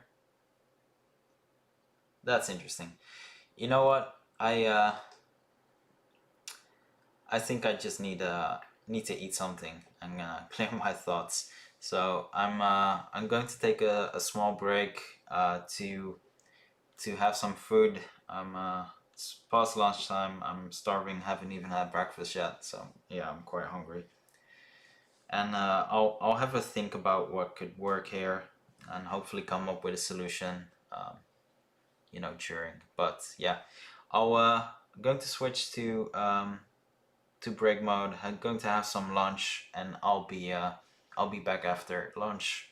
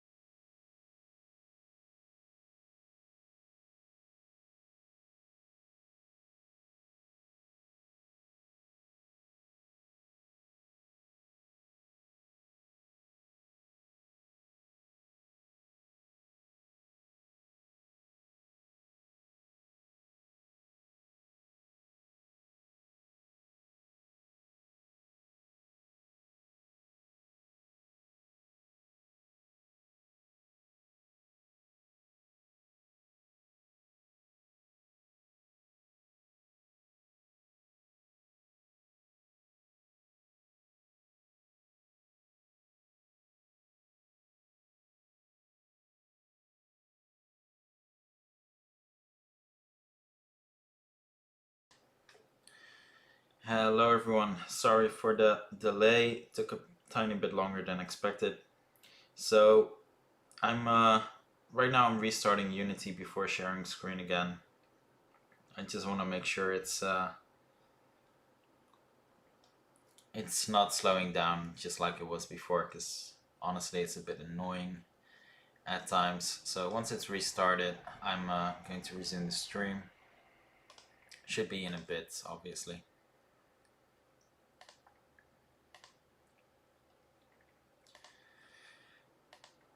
So I definitely feel a lot better now.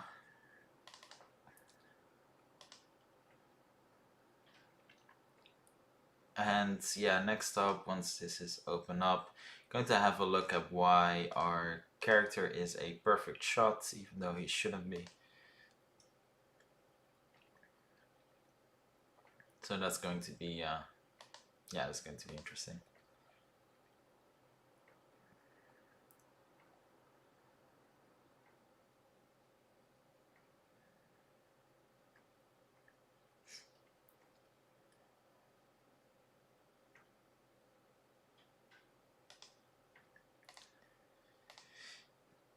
There we go, and we're back. So back in our scene, so let's have a look.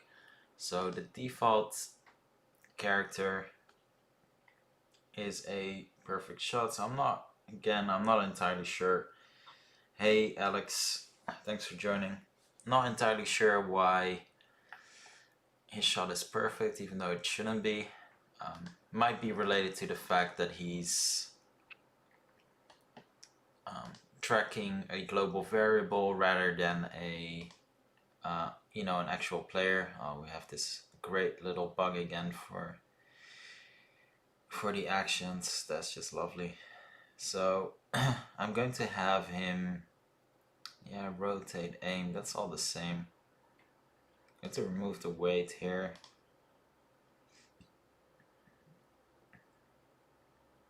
And yeah, let me just try it again. But he definitely should not be a perfect aim, which is interesting.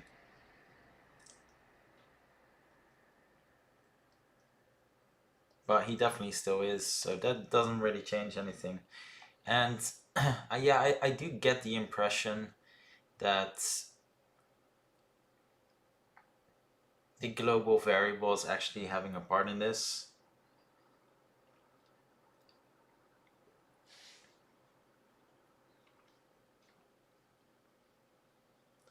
Hey, Peak Joy. So when it comes to on-screen visibility of the mobile joystick and buttons, etc. So by default, it's it will display once you build, but there is a unofficial module that adds those additional controls. Can't think of the name right now. I think it's accessibility. So if you look up the accessibility module, there's controls for adjusting the way the joystick etc. works. Out of the box, it is included. It's just not visible in your scene or game mode, so it will just be in the project. But you can use that module to adjust the way it works and have it visible by default. So that's worth having a look at.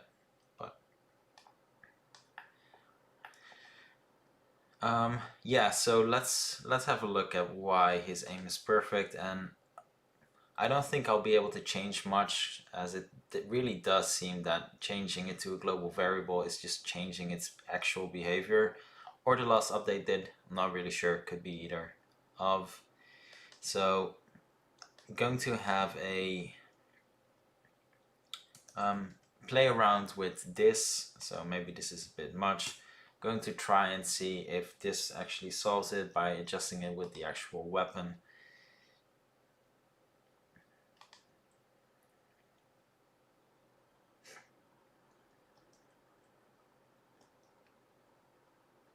So that's a different type of delay.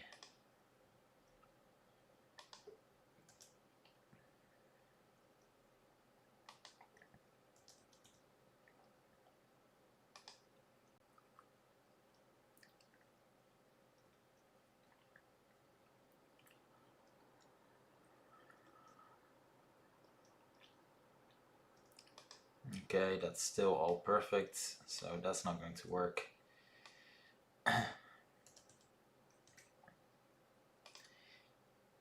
Yeah, it's a bit annoying. This used to be so simple to just, you know, alter this, but okay.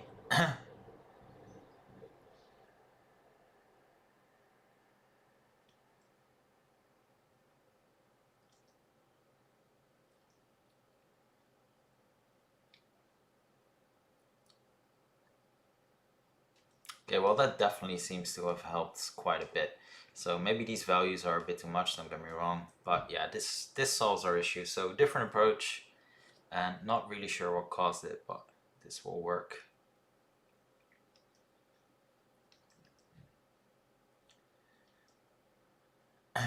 This is still pretty close to perfect though. It's not perfect, but it's pretty good.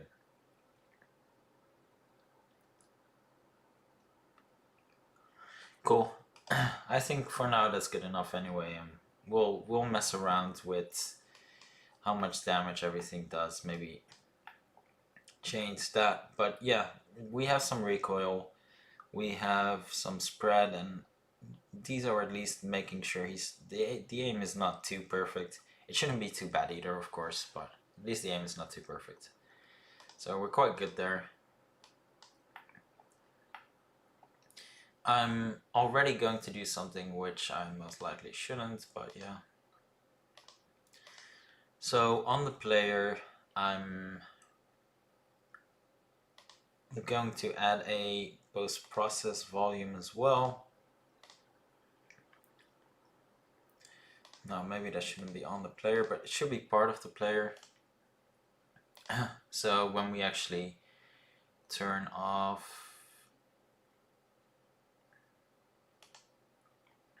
so let's rename this.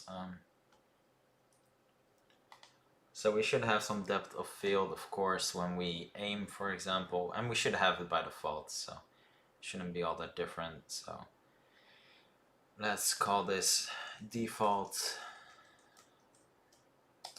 Now, the reason I'm making this part of the player, the default post-processing, is because I don't want this to have any effect when we're going in his out-of-body experience, so when we're, you know, astral projecting or however you want to call it. So it needs to only be visible if we're in control of the player, and, you know, this is just the easiest way to do it. So let's add some depth of field. I'm not a big fan of motion blur, so I'm going to keep motion blur off. Post-process, and it definitely is interesting. I'm always had the impression myself that this should just work by default, but apparently it's not.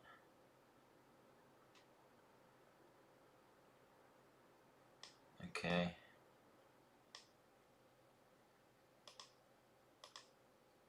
I'm going to pause and then see how it works. So pause.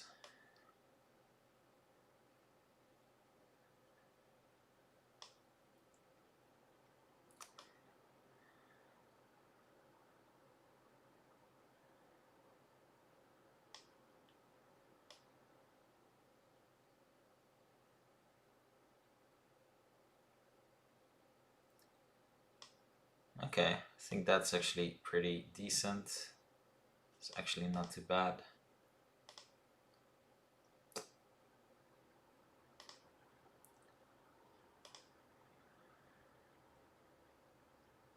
No, that's too much. That's definitely too much.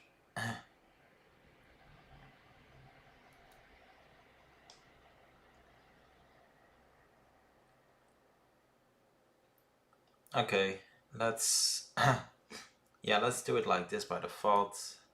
I'm actually fine with that. There's not that much in the back yet, but it should be fine. We can always adjust it a bit, tweak it if we have more of a level. And then have aiming post-process obviously as well, which for now is just going to be a duplicate, so I can just turn it on. And yeah, this is going to be what it looks like in our aiming state. So I think then it, you know, it should play a bigger role in the behavior. So let's actually aim and pause. There we go. So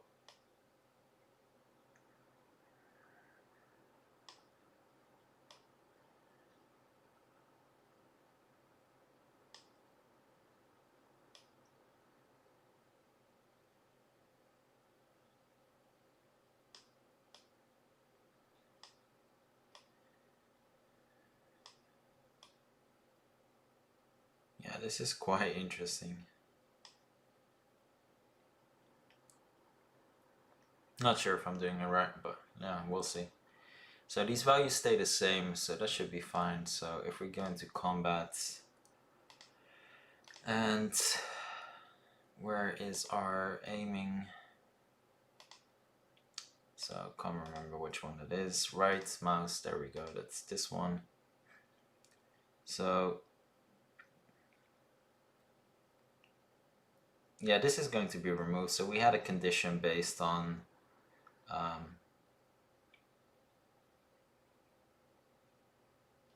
we set up some conditions previously because it was a different system. So we had a system based on out of control, still retaining player control basically, which is no longer the case. We changed that around, so now when you zoom in, you basically do not have any player control anymore. So that's definitely different. So let's remove this as well.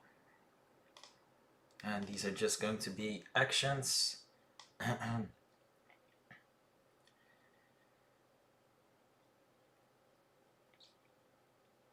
So yeah, we have our default, so set active, aiming, post-processing. So we have the default is always going to be on, so we need to turn off the default when we aim. So let's turn off the default. And when we go up, the default has to go back on and aiming has to go off. So that's kind of the idea. I personally am a big fan of post-processing. I think post-processing is really fun. And depth of field is one of the better ones. Motion blur, on the other hand, I'm not the biggest fan of. So I'll have to see if I'm going to include that. Maybe in running to emphasize that whole cranked effect, but let's have a look at this and see how this plays out. So I'm pretty sure all of else is fine. So these conditions are based on armed.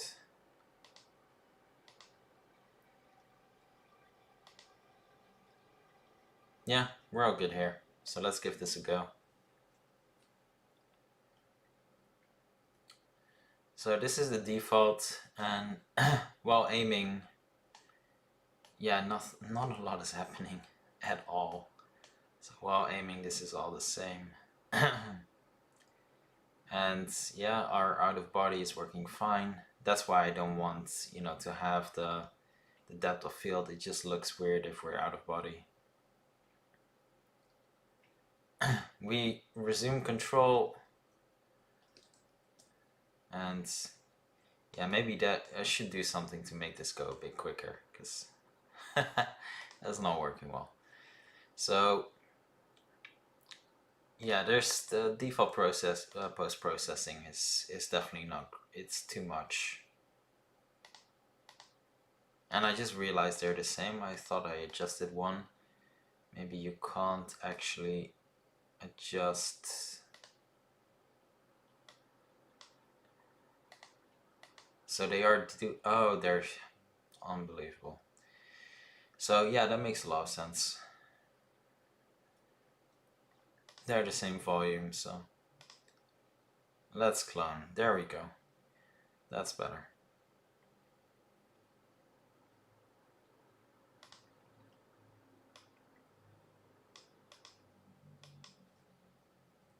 So with aiming, it should become bigger.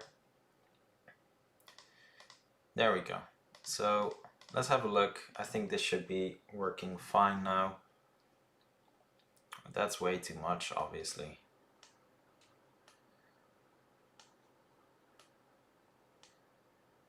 Yeah, that's way too much.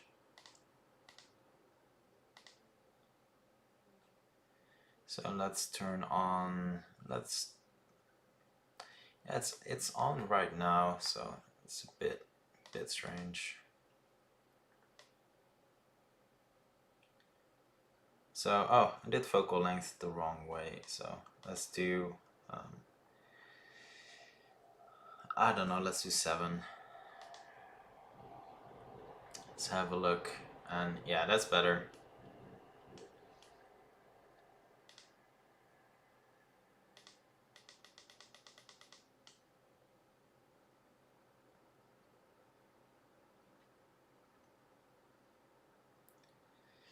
Then we lose control again, and we're going in action. So, pretty nice. So yeah, ragdolling is still something we need to fix for sure.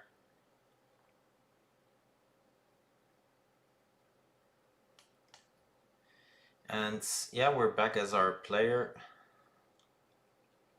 Something is wrong though, for sure.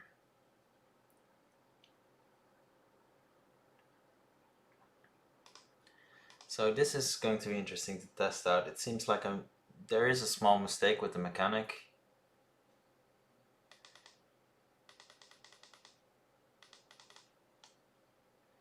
So let's give this a try. It seems like mechanically speaking there is still a mistake. That's a shame. I was pretty sure we actually solved all of this.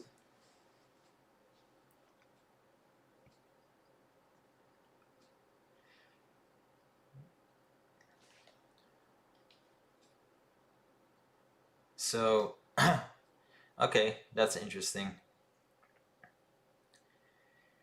So this stat reveals in real time while everything else goes in, still is in slow motion. So I think we found our problem, which is good. Don't get me wrong, that's really good. So at set attribute control, that should happen at the end. Let's try this out. Oh, should do it on both, obviously. There we go. So going to try this out, and technically that should be fixing all of our issues.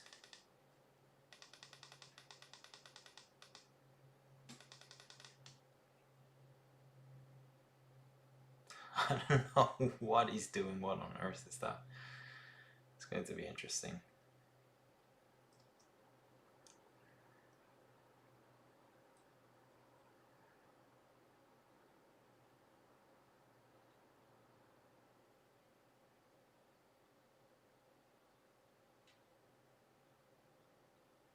Okay, so nothing wrong there, but we lost too much health already. So I'm going to wait a tiny bit.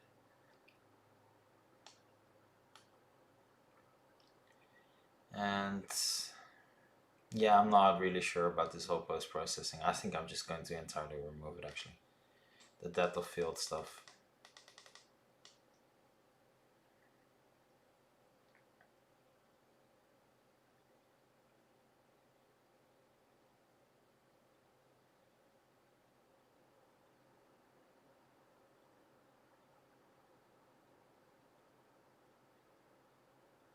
Okay, so we're going back. And there we are. So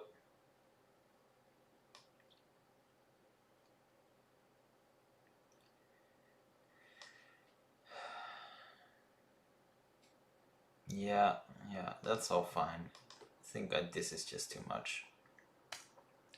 0.1, and there we go. So let's actually have him kill him off, so I'm just going to wait a bit. Yeah, I'm going to get rid of the depth of field. It's just not working for me. I do not like this one bit, so.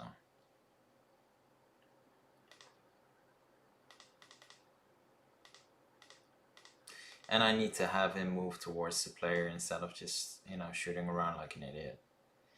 So another small change. It's good that we're testing this out before I start mass duplicating enemy characters. So he killed him, that's great. And time is going to run out. Going back into the body, and yeah, we're good there. So that's pretty nice. You know, things like animations, etc. will be something for later on. But I'm just going to remove the post-processing altogether. I'm not a fan of it. Or actually, let me just remove the aiming one. Or just change it, I'm not sure. I'm going to remove depth of field, let's just say it like that. So I'm going to remove depth of field. I'm going to keep them in there, and you know, in case there's something I do want to do. So we can add a basic effect, at least of color grading, you know, to go with the cinematic approach. I just turn all of these on, even though I'm not even going to control most of them, but it just helps. So we have the cinematic approach. I'm just going to render some really basic light here and see what it looks like color-wise. So already looks quite a bit different. And I should have thought of this before, actually, to check all of this lighting effects before the post-processing effects. Because yeah, it seems like this is already a bit too bright right now. Yeah, this is definitely too bright. So let's have a look. Can't even remember which one it was.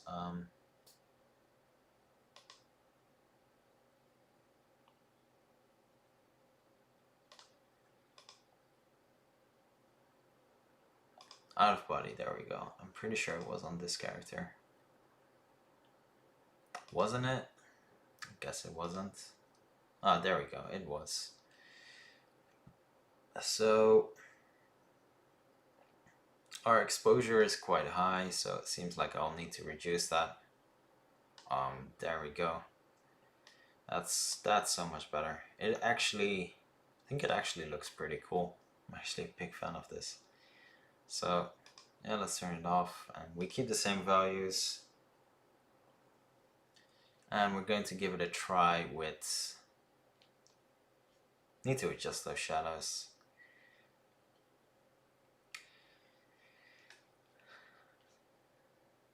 As reasonable as it is to, you know, blame Unity for making things really complicated in regards to URP, HDRP in some aspects, at least shadows are just so much better. I'm not a big fan of the way shadows work in default. So yeah, cool, that's nice. Let's have a look at the shadow as well. That's actually something I should be doing later. I shouldn't be focusing on this whatsoever. This is something for the final stages. So at least we have some basic lighting rendered just to make sure we know what it's going to look like. And let me actually plug in my phone again so I can see. I can actually see the chat because my phone keeps turning off. There we go. So yeah, that's actually pretty decent. Now let's make one small adjustment on the on shot. So in his behavior, so we do need to make that change, unfortunately. So in his behavior of the character, if he gets shot, he actually does need to do something. So he just goes straight into combat. Well, in theory, he's actually not doing anything wrong. That's interesting. Because he goes straight into combat, and the combat actions do actually have him follow the player and aim towards the player. So theoretically speaking, he's not doing anything wrong. And this might be one of those I need a small weight scenarios.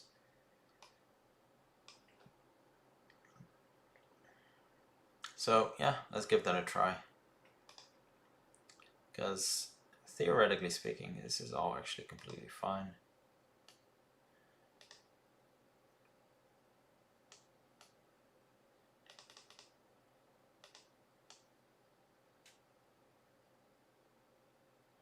Ah, fair enough. That's why he's... Okay, that makes sense. So he's trying to aim towards a global variable that isn't visible to him yet. So that's the problem. So let's have a look.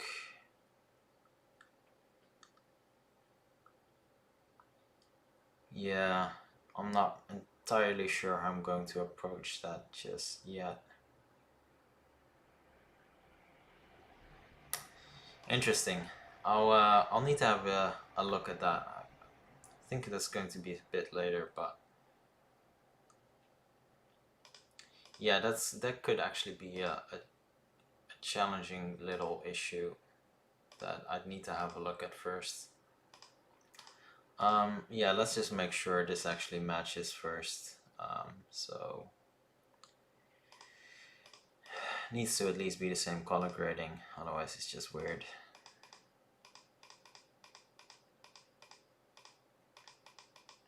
There we go, and yeah. So what ACEs really is, as far as I'm aware, so please don't quote me on this, but it's similar to the type of default movie and game color grading. So that's why it's so you have neutral, and this adds a bit of contrast, the depth look, which is what's most used in movies and games as well. Don't get me wrong.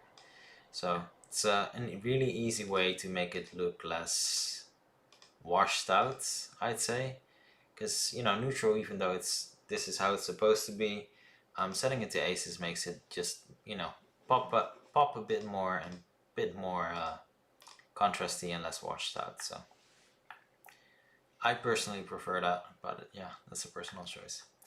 So cool, we have a couple of enemies. Don't get me wrong, there's still some stuff we need to do to make this all work properly, but at least it's pretty decent.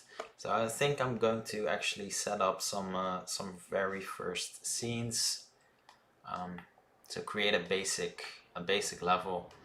I am going to use invisible walls for this, as the goal is not to really move around that much. I initially had an idea of having the environment really play along, but that was just to make things a bit more interesting. Now that I went a completely different route to actually really losing player control, having the environment change literally wouldn't do a single thing. So doesn't really do much. You're out of control of you're no longer in character control, so the environment can move around. There's nothing you can do about it, so kind of pointless, let's just say it like that. So let's actually have a look. So right now I have this sidewalk which is sticking out, and yeah, I'm not sure I'm a fan of that. So let's have a look. So I know not everything is already completely built out, etc., but at the same time, a lot of the mechanics actually are, to be fair. So most mechanics are actually pretty much functional. It's not all that much we need to do about it. So yeah, it's time to actually build something so we can actually properly try this out. So let me remove this big sidewalk, and cool. So I'm going to do it like this because it's yeah, it's just annoying otherwise. That's our UI getting in the way. Let me actually turn that off for now. So it's not going to get in the way. And yeah, there we go.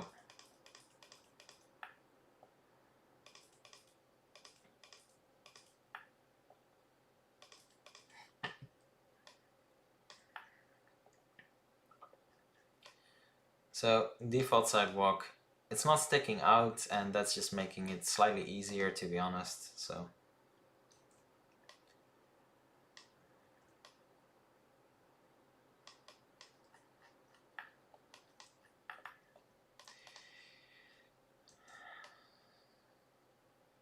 they're not going to look too much at actual you know, stuff like design here when it comes to, you know, graphics. So putting too much emphasis on that is not really going to help either. At the same time, I do want it to have a certain look, so I am going to focus a bit on it at least, because we are doing some post-processing when it comes to the environment and, you know, showing the environment a bit. So you know, it shouldn't look horrible, but you know, it doesn't, at the same time, doesn't have to be the best looking thing either.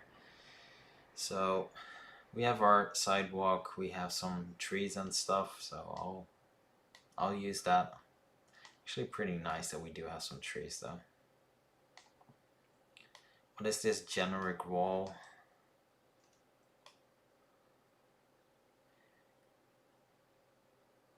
Yeah, this might actually be great. This might be a good solution instead of an invisible wall. I hate invisible walls, but I won't have the time to properly set up an entire scene, obviously. So there are going to be some limits. That's pretty alright. Default floor, that's pretty nice. That's dirt again. Graffiti, that's cool. Graffiti walls. I haven't really tried this pack at all, so I'm literally seeing most of this for the first time. So that's a ground tile. Seems to go the wrong way, in my opinion. Oh, that's actually pretty nice. Some nice effects. Yeah, Cinti assets are pretty awesome. I haven't used it much because my own project is going for a semi realistic look. But they honestly produce some amazing stuff. So I'm going to use these hatches, and what I'll be doing is I'll definitely put, you know, there will definitely be some repeat going on in terms of the environment, but that's not really what it's all about anyway. So let's move this up.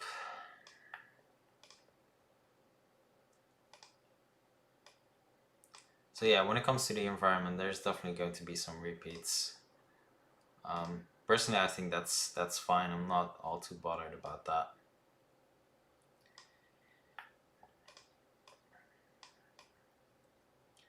It's not an award on best, you know, not a game jam on best level design anyway. So, and even if it was, it would be really unlikely I'd be all that good at it. So cool. Let's start off like this, and I'm going to put a building here so we get the impression he walks out of a building. Maybe do a really small cinematic for him walking out of the building, and that's going to hide the fact that there's, you know, not going to be anything here. We had that generic wall here, so let's have a look, see if that's something we can just abuse a bit. Sounds weird, but yeah, that's what it's going to come down to. This is actually transparent. I had no idea it was going to be transparent. So let's remove that entirely. And let's grab that. I think this was the one.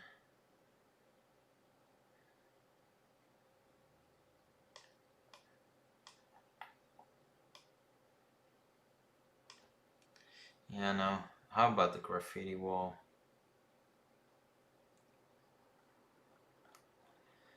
I feel like I'm already wasting too much time on this, but that's okay.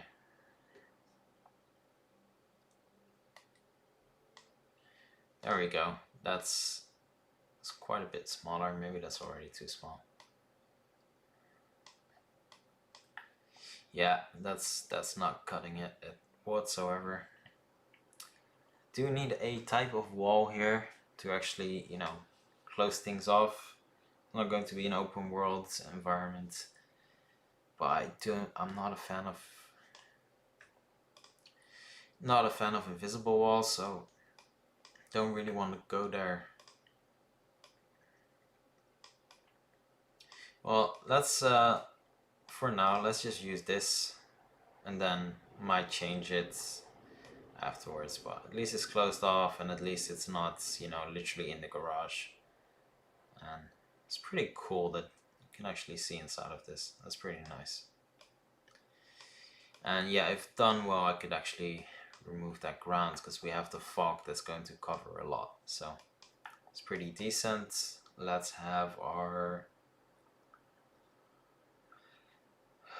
Let's have... What was it called again? Hedge tree, I think? No. Hedge empty. There we go. So reason I'm including this is I do want to have some trees. So let me turn on that grid.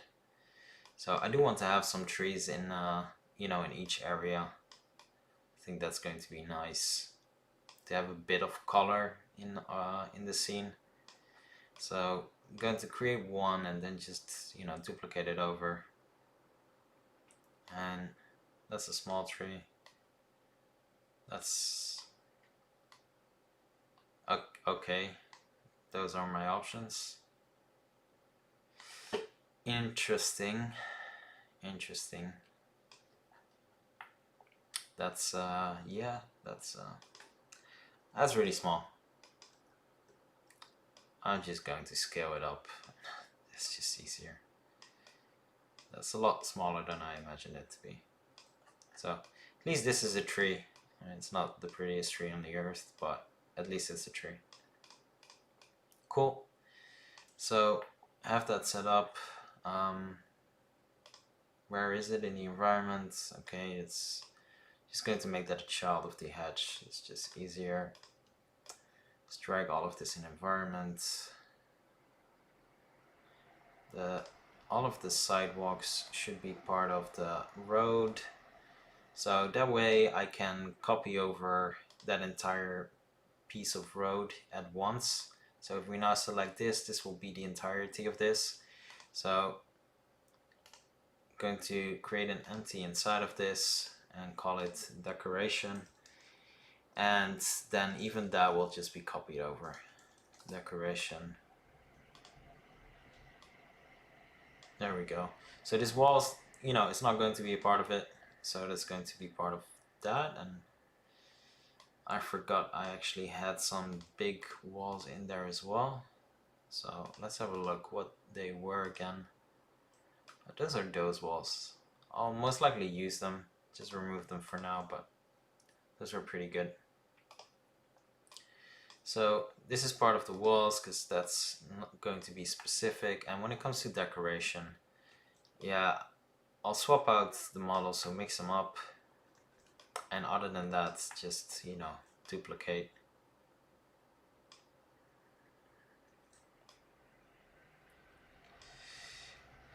Then it you know, it gives some cover. It gives some, you know, at least it's going to be tiny bit interesting in that sense.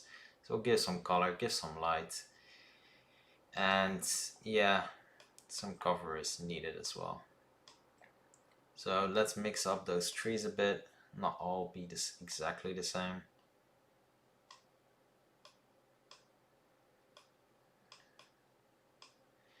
There we go.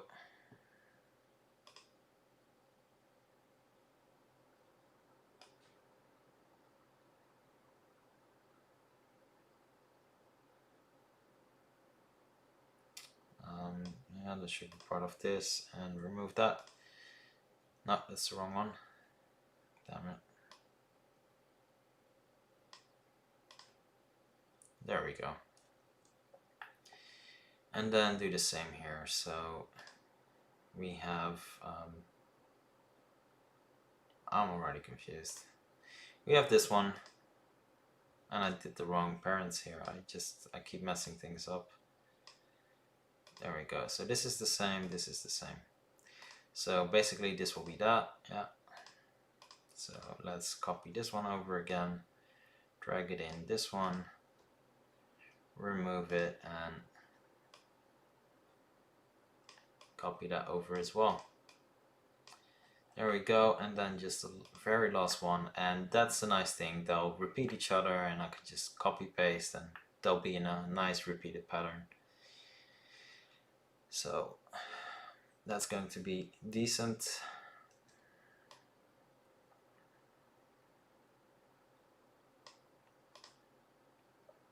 You know, that's the downside with doing a you know, a 3D game in general, is you do, in my opinion, you just do have to spend a bit more time on stuff like, you know, environment, etc. Because if you don't, it's just going to look a bit weird. So we have the first part, so we have our road. Now on this side of the road I'm going to do some different types of hedges, so I'm going to do small ones, so not the big ones, and that way we can always, you know, duplicate that and make it a, you know, repeatable scene to build out a lot of levels, or one big level. I'm not entirely sure yet what I'm going to go for. Hedge.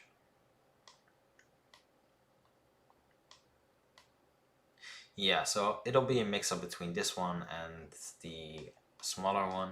So just to mix this up as well, not just mix up.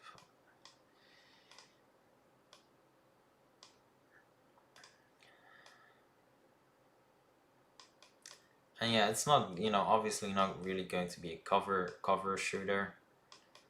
Let's do this a bit more on the side of the road. I don't know, environments, you know, it doesn't make all too much sense to be in front of a garage, but you know, it's not going to be any actual cars driving around, so.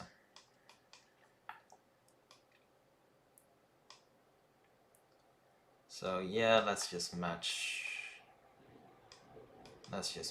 this together. So we're all good there. And where is the last hedge? I should have actually dragged that group up. I'm going to, well, it doesn't matter once it's done. Decoration. So we have these two hedges, and then going to add a third one, which is going to be this one. Cool. So yeah, we have the basics set up now, so that's pretty nice. Thanks, I appreciate it. So yeah, that's going to be below roads, and yeah, let's drag that in. So that's matches, and then this one, and yeah, we're done. So that's fine. This is definitely going to be a repeat, but we do need some, you know, some cover, some obstacles, because if there's nothing at all, it's not going to be fun either. So, you know, there needs to be something in the scene. Obviously, it's not going to be a cover shooter, but you need to have something to hide behind. All of these have colliders, so that's pretty nice. So we're good there as well. And yeah, we have something really basic. So let's actually start. Should I add just one more warehouse like that as well, just to actually have a completed scene?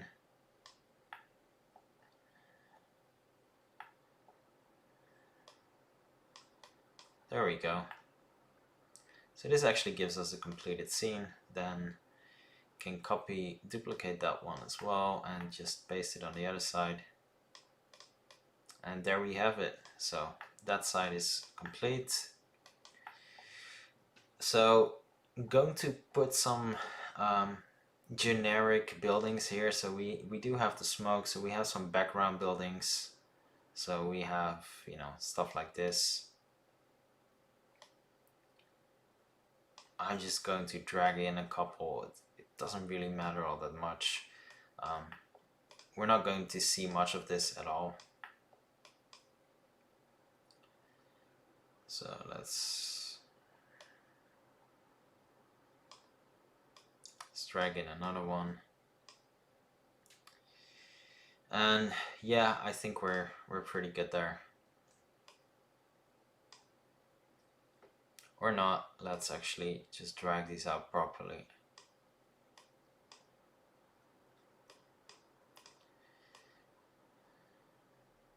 There we go. So let's put these together.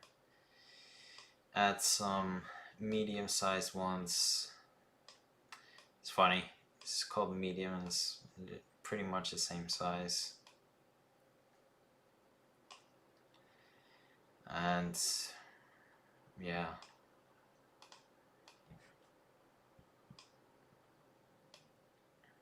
Oh, that's the same one. I didn't see that. Oh well, that's fine. And then I'm not even really sure we're going to see small ones, but it doesn't hurt to have some of them. And this is mostly aimed towards the, you know, the camera perspective going to change, but we have some depth of field. So when we look at it like this, which is going to be the default view, this is looking pretty decent. So, you know, player point of view, this looks pretty okay. I'm actually fine with that. Now we just need to see if it actually looks decent as well. If we lose, you know, if we change our field of view, our camera. So yeah, this looks pretty nice. It's not too bad. And let's change our camera. I know I didn't nav mesh anything yet, so their behaviors will be a bit messed up, obviously. But it's actually fine because we don't see that much, so it's actually pretty good.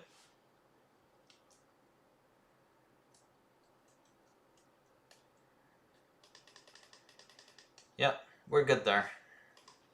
So I'm content with this. This actually turned out a bit better than I imagined it would, to be fair. So in playtime, it all looks pretty alright.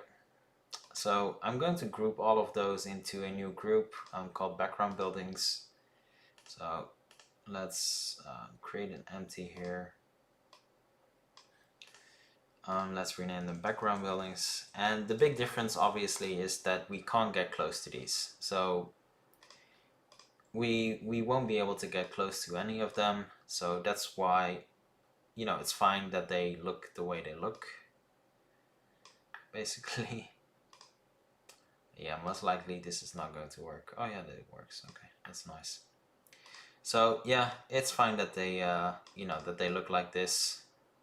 We won't see them. There will be some buildings on this side as well, but at least we'll have this true cityscape feeling, which I think is pretty nice. And yeah, let's put some buildings on this side as well.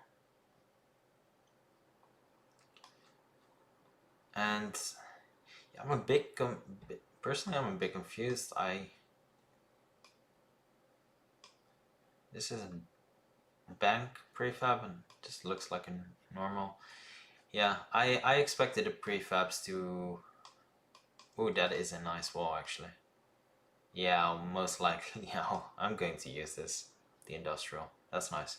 So I kind of expected. Oh, okay, that's pretty alright actually.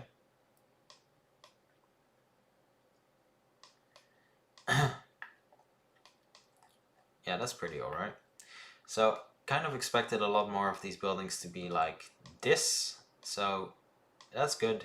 We've found them anyway. So that's nice. I'll put some fences in front of it or something like that. You know, it's not going to be an open city, just to be absolutely clear here.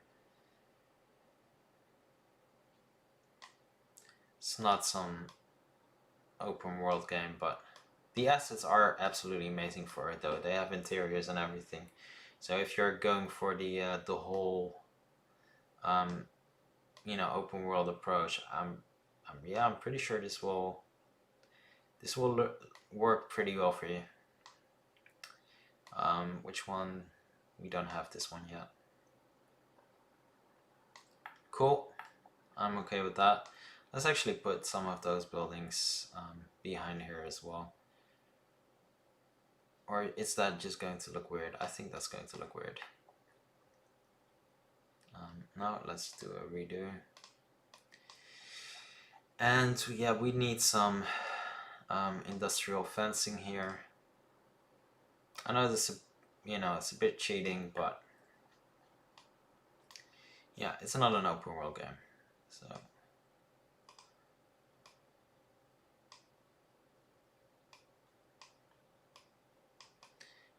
Thank you, Mark, appreciate it.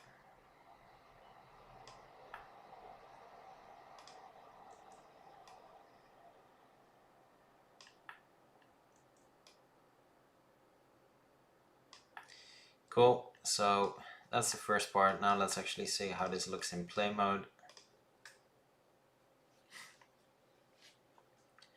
I think we actually have a decent look here. Obviously don't mind this, there will be a building here, but we see some buildings, we see some background buildings, and when we, you know, go out of body like we are going right now, it doesn't really seem to hinder anything. It doesn't really seem to cause any issues. And when we take control again of our body, it actually looks all right. Oh, should have tried to dodge him, but yeah, it looks pretty good. I'm actually fairly content with the way this turned out, so that's pretty nice. So let's actually create a building behind us, so a starting point, so we don't actually, you know, see the end of the map. That would be good. So let's move the entire group here. Not really sure where that play group is that far, but fine.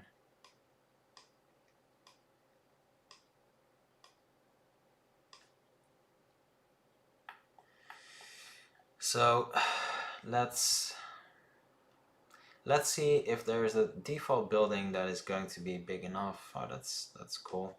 I haven't really tried this asset, so I'm literally play testing. I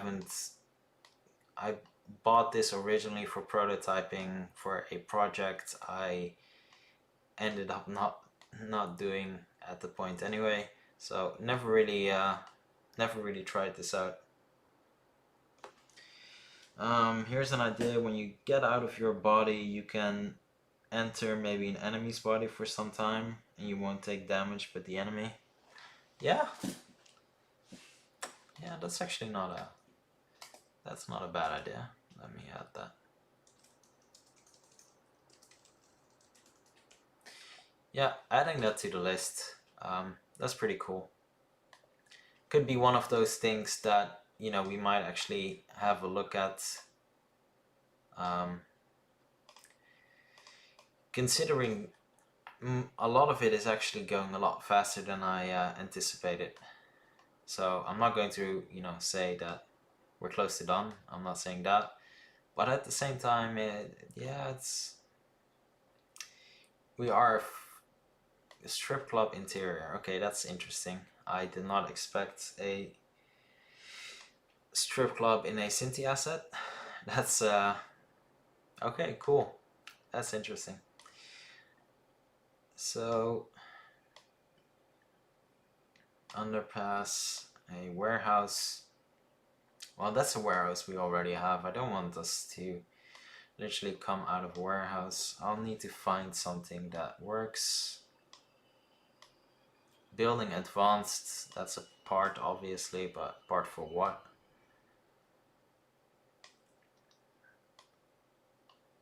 So guess I will need to make something myself. Yeah, yeah, I agree. That's yeah, it's a good idea. It's definitely a good idea. And it's one of those things that actually would, might make it a bit more interesting than just constantly having to look, um, at the AI playing the game if you're not that good at it. So, yeah, I'll have a look at that. What do we have here? That's a big wall. Trying to find out how to properly raise building. Now there's an idea. Let's actually do that. So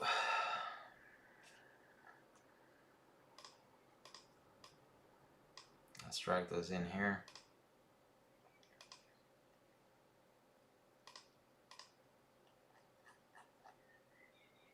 Yeah, these are walls. I'm not really sure why they're called buildings, to be fair. Building industrial. As far as I'm aware, they're walls. I could be wrong. Um, yeah, so where's the raised? I like this idea of a raised building in the background.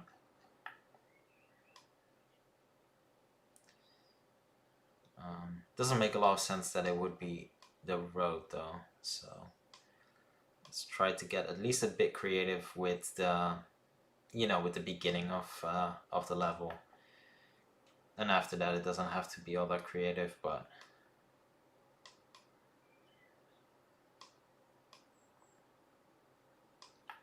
could be pretty nice to at least have something here. I'm not really sure this is making a lot of sense to add this. Nah. So unfortunately, we are seeing, yeah, it needs to be like this. So let's see if there's a type of tunnel. Maybe tunnel. I'm pretty sure I saw a tunnel at a little shop here. That's pretty nice. Do like that. Open shop. Need to find some interior for that shop as well. Seems like they only bothered to make an interior for a strip club at Cinti. That's interesting. Yeah, so we have an underpass. Let's do it like this, and then basically the player just walks out of that. Something like that. Make a really, really, really small animation for that.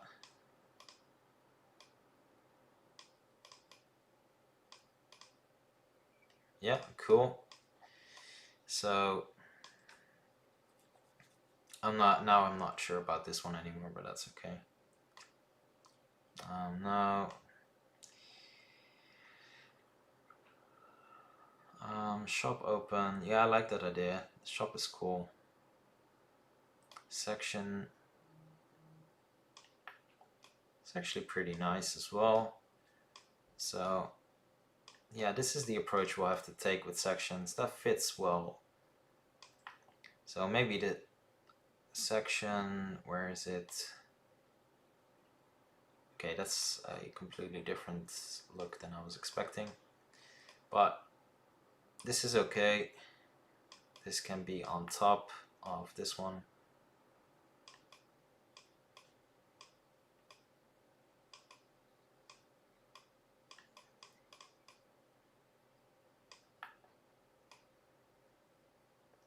And yeah, just to be clear, I'll come up with something for the back, but basically I'm considering having a small animation of the player walking out of here when the level starts. So I think that could be pretty cool. So yeah, we have sections. So what is section grid? No. No, I'm not a fan of that.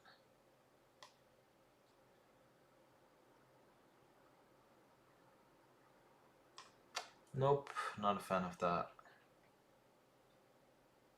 Section industrial. It's a bit weird. I'm pretty sure I'm doing this the wrong way. I should have at least tried to have a look at the default, but I'm okay with this. It's fine. Maybe if I checked out an example, I would get a better understanding of what they're aiming to do here when it comes to these sections, but I think it's fine. It's not, it doesn't have to win any level design rewards here. Awards. So, is there, yeah, win no, that's what I was looking for.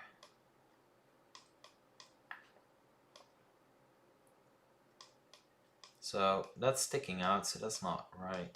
But yeah, this is pretty decent. So let's spam that. There we go. And should it stick out? Should it not stick out? Yeah, maybe it should actually stick out. So I did that wrong here. It should stick out.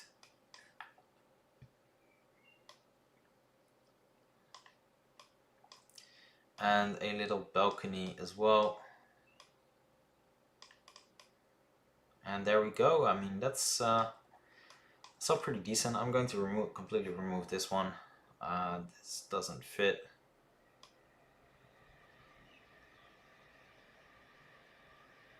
Talking about not fitting. And this is the strangest of all of them. I'm not even sure what's going on there.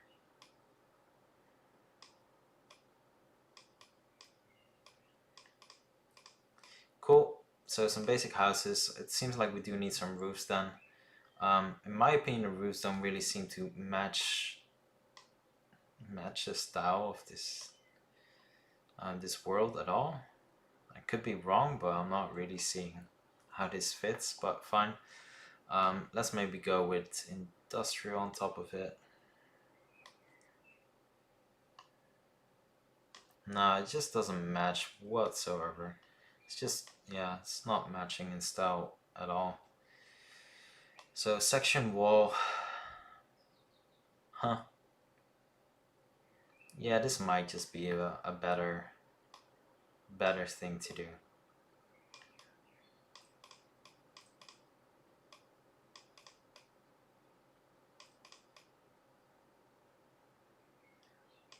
Or this just looks weird. I'm already wasting too much time on this.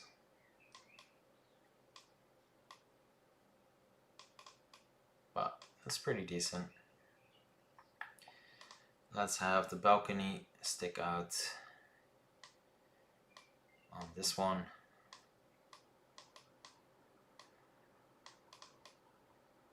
There we go. Do the same here. So going to push this back a bit just to have some layers at least.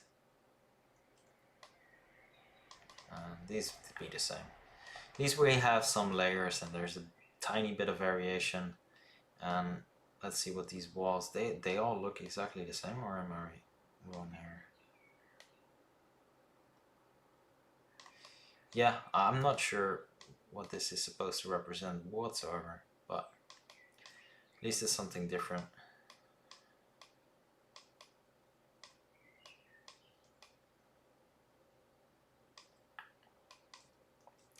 And yeah, I think we've gone high enough after this. So let's copy this over once again. So we have a quite a tall look, and I'm going to have a look at what this actually looks like in game. Maybe it looks horrible and I have to change it, but not really sure.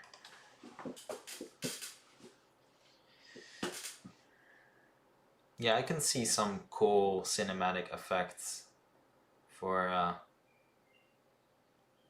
getting out of this. That's pretty nice.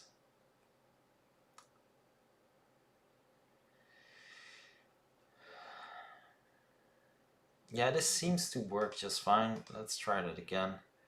But it seems to be enough. I just need to figure out something for the end of it. But yeah. And let's duplicate this entire one with some walls on this side. and just add a wall piece at the bottom. So what was it? Section wall.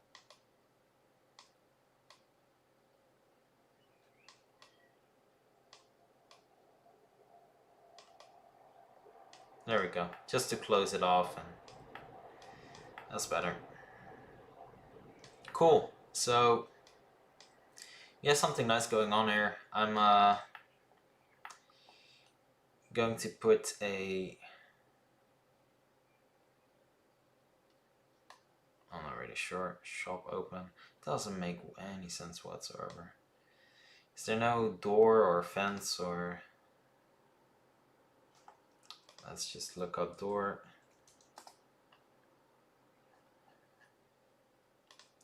In prefabs, prop door, there we go, that's what I was looking for. It's only small doors, there's no big doors. Door, chop shop, that's a small door. Font store away. Is this a door? Yeah, it's not really what I was going for either. It's fine, whatever. I don't know yet. Let's just add a building. I think the bank had like a big opening. I'm not really sure how this makes any sense whatsoever, but fine. Just need something to be there.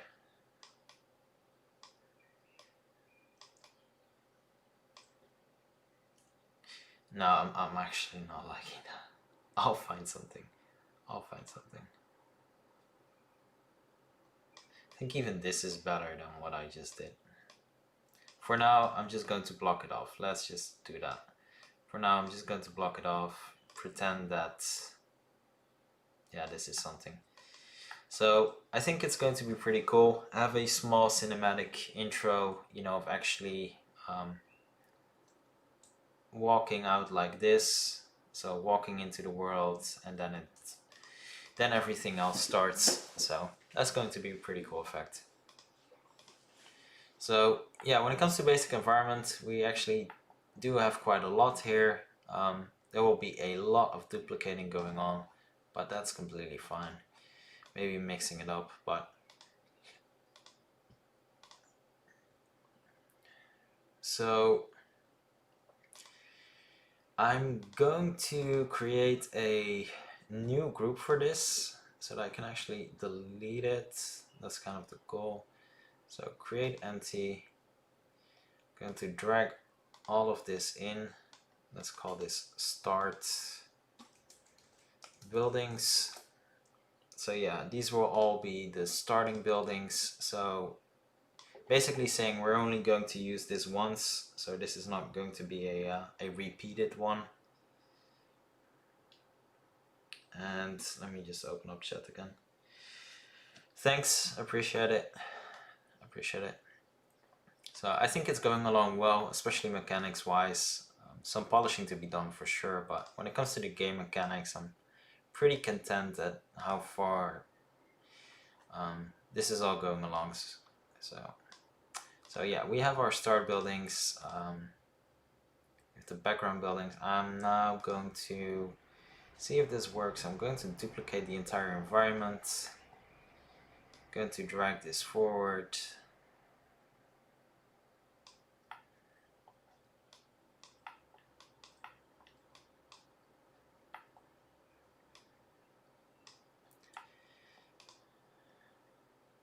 Unbelievable. Unbelievable. So which axis are we doing here? We're doing the z-axis. So let's do 0.3, I don't know. 4, 5, 6, 7, 8. That's already too much. And that's a perfect fit. Cool. And then we're going to remove the start buildings and we have a continued scene. So yeah, it's not great, it's a bit cheating, but I'm okay with that. And yeah, we can remove these. We only need this once. There we go. So that's pretty sweet, pretty decent. Can have a proper look around the environment once I actually drag in some characters. But when it comes to the basic look, I'll try to mix it up. Don't get me wrong, I don't want to just have industrial designs here, but yeah, this is looking pretty decent. And I think with the out-of-body experience, so let's go in there. I need to adjust the nav mesh because that's why they're acting like idiots, but the out-of-body experience is starting to look pretty nice. So, you know, really going with the theme of Out of Control. And yeah, I do like this, the whole astral projecting. I do like that the character is just standing there, really. It's actually pretty cool. And then when we lose it, we get back, and I just need to change that camera. Cool, I need a quick bathroom break, so give me 5 minutes. Sorry about that, and I'll be right back.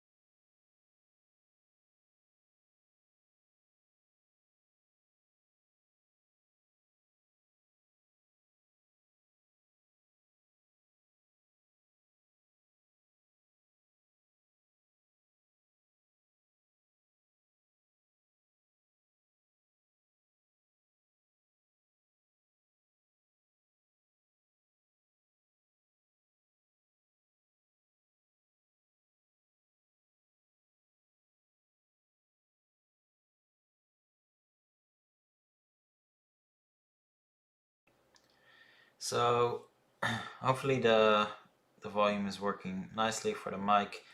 I'm going to continue streaming for I think an hour. I'll have to pay attention to the time a bit, and then I'm going to take a small break from the project. I need a break after I need a break after this for sure. But yeah, it's coming along a lot faster than I originally anticipated. So I'm pretty okay with taking a break for a while. But obviously I'll definitely continue later today and stream again. But yeah, for now I'm actually pretty content with how this is going. So let's have a look when it comes to our HUD. So we have our health background. I'm actually going to take some inspiration here from the game Control, which is pretty funny considering the theme of the project. But when it comes to the HUD, I'm going to keep it actually really clean, minimalistic. It shouldn't take up too much space anyway. So I'm going to go that direction in terms of the UI design. So let's make this a lot smaller.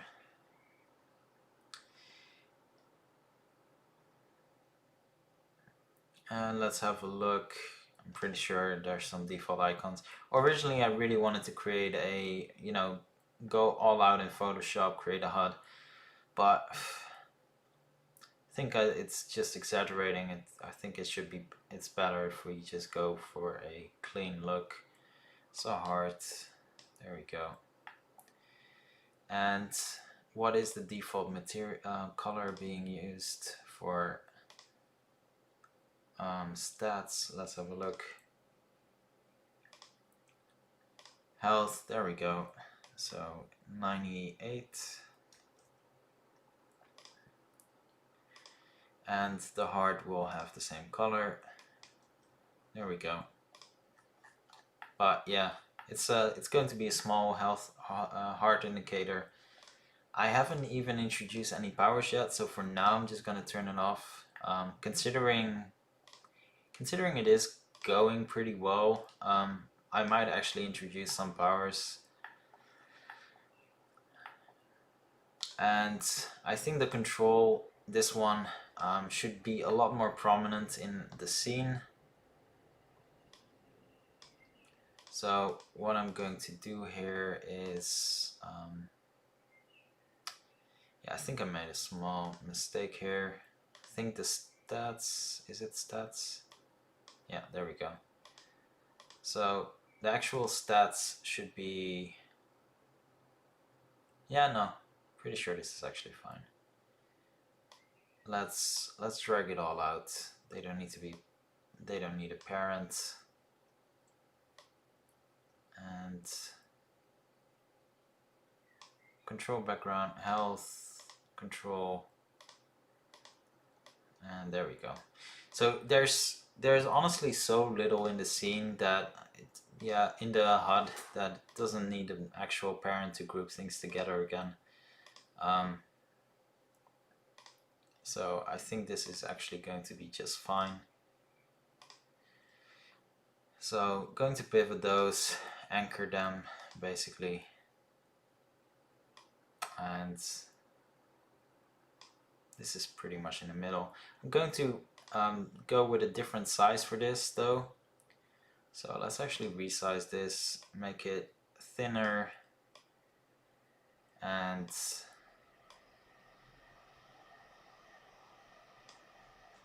yeah, I wasn't lying when I said I took some inspiration from Control. So actually looking for some designs to mimic, and I saw the minimalistic design they went for, and you know what, that's actually pretty nice. So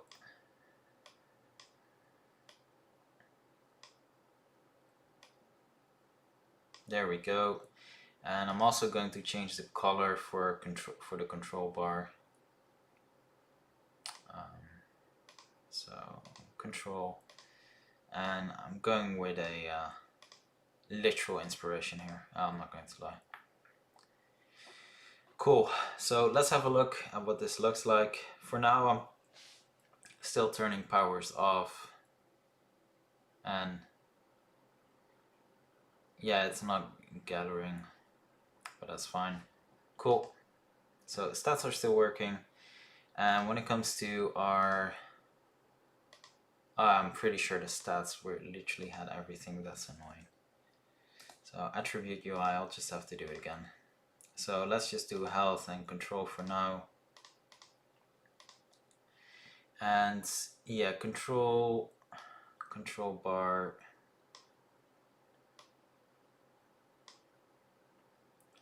And then we have health as well. And there we go.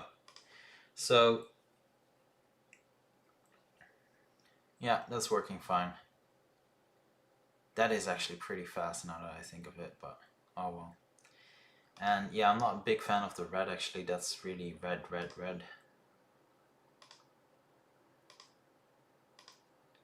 So let's have a look. Let's make it a bit darker. And do the same for the heart, of course, because that needs to be the same color. And there we go. So it's a bit darker. It was just way too bright. And that's a lot better. And yeah, this is it's actually pretty nice. It's not too bad. So I'm going to press play once more. For my own project, I'm only really looking at 16 by 9, so not really sure how this moves when we switch. I don't know if that even works like that. So if I go out of play mode, go 16 by 10 now, and go into play mode,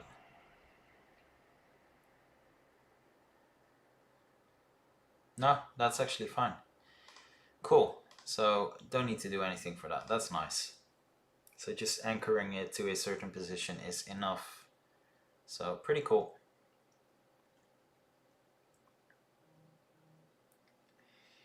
Pretty cool. So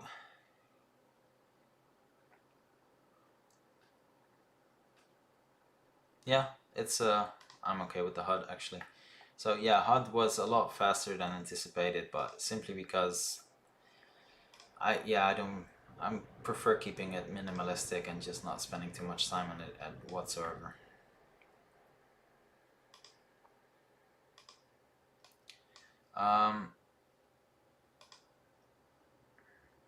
Yeah, maybe move it up a tiny bit.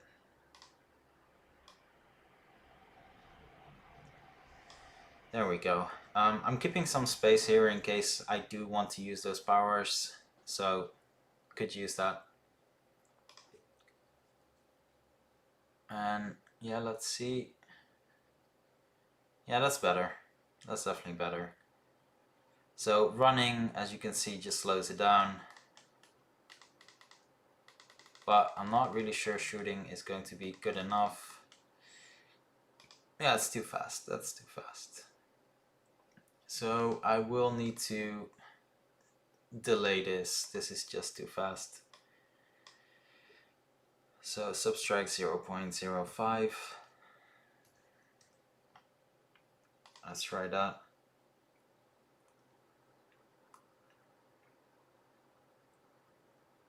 And then running slows it down. And yeah, that's pretty decent. So if you stop running, you regain some.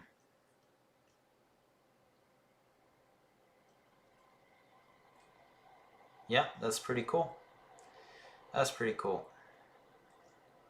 So let's start adding some additional enemies. After I try and fix the ragdoll, I know ragdolling is yeah, it's difficult at times. Let's just call it difficult. There's a little downside to ragdolling quite often.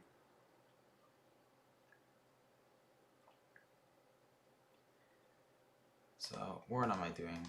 Let's go to players. Let's go to our enemy 1. and let's try to have a look at how his ragdoll is functioning right now. So I'm pretty sure I did a reset state here. I'm in the wrong group entirely.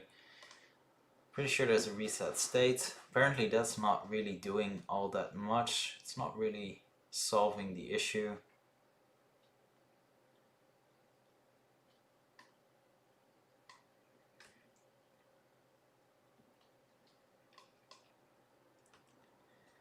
Let's mix this up. Let's do 0.3, and I just want to see if that's going to solve his ragdoll issue.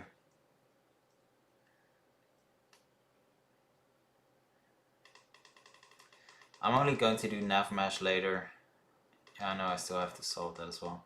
I'm only going to do nav mesh later, but it seems like, yeah, it seemed alright.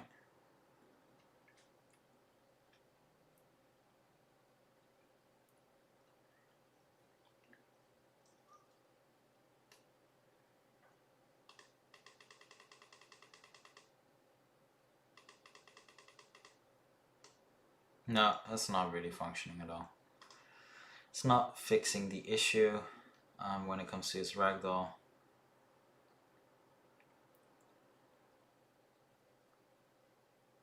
That's interesting. Let's have a look. What do we have in physics? Explosion force. Yeah, I haven't used that before, so I'm not sure what that's going to do.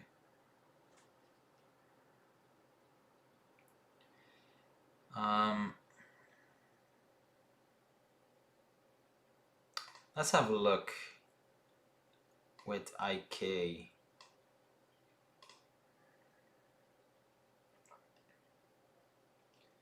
And I'm not sure Invoker is going to work.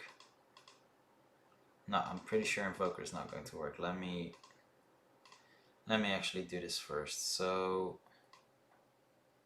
enemy, and I'm going to just turn off feet IK and hand IK and head IK as well. Just turn it all off and see if that plays a part, because I do know that sometimes when it comes to thank you, appreciate it. I do know that IK can mess with collisions at times, so the foot IK. So that might be a problem. It might be a fix. Guess what? Okay, that seems to kind of solve the issue a bit.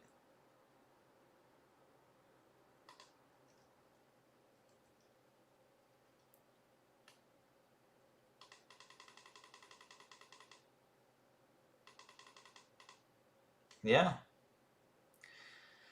Oh wow. Okay, so it seems like IK was the issue. Never tried it before. That's nice. Okay, well, problem solved. That's a bit faster than I anticipated as well. Yeah, I've noticed that IK can mess with collisions when it comes to states and animations, so it's honestly a lucky guess. I'm not really sure which one causes the issue, but yeah, it seems to solve the issue at least, so that's the important part. So pretty good there.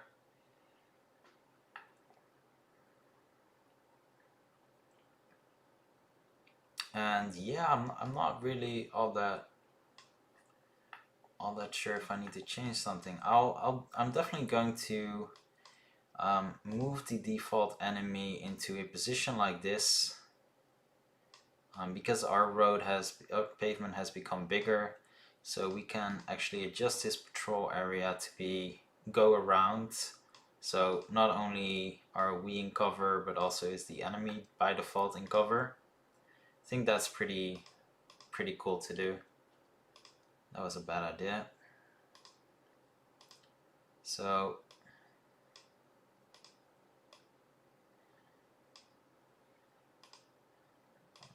and let's move this one, and let's move that one. Now I do know that I still have to, you know, do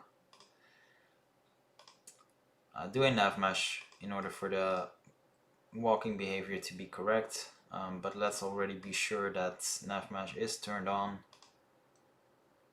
Yeah, sure. So let's make sure it's all turned on. And let's see, so for now I'm just going to duplicate him just for testing purposes. I'm just going to duplicate him once. I'm going to put him on this side. I do see that there's less space, so I should actually move those back a bit. Or not, just adjust this pattern and basically have a left and a right side enemy. I'm fine with that. So this one, and this one, yeah. So let's move all of these to here, and let's move all of these markers to here. There we go. So we have that, and let's change the character as well. So, well, the name might not be appropriate, but yeah, it's called a junkie according to the asset. So let's just replace the junkie with another one. So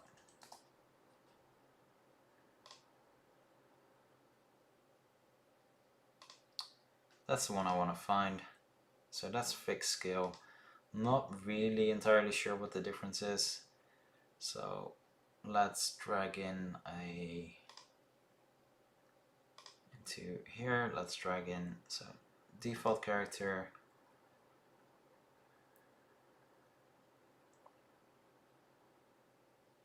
And what am I looking at? There we go. So yeah, we have our female character as well. Pretty cool. So that's next, and I'm just going to duplicate both just to see, and this is kind of playtesting to see if the whole, you know, the default mechanic is actually going to work properly or not, if there are some multiple enemies in the scene. Maybe you should by default do more damage, maybe, you know, it should be.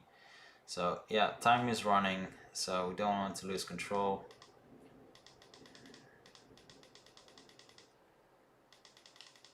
Definitely need to mix up those patrol areas, of course. But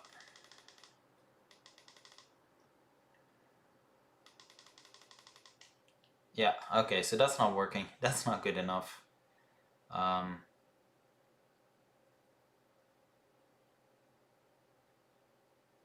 And that's interesting. So that's not working properly.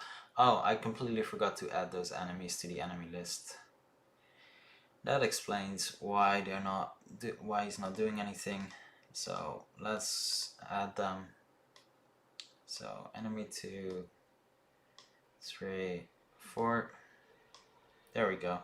So let's see if this system works properly as well, or if we need to clear the global variable first. Not entirely sure about that, to be honest.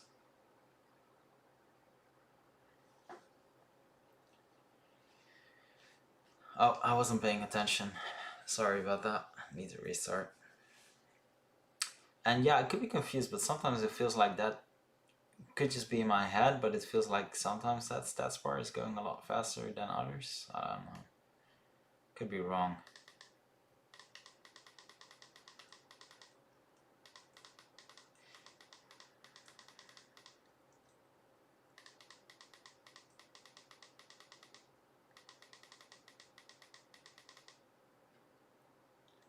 Okay, I'm going to let control run out a bit.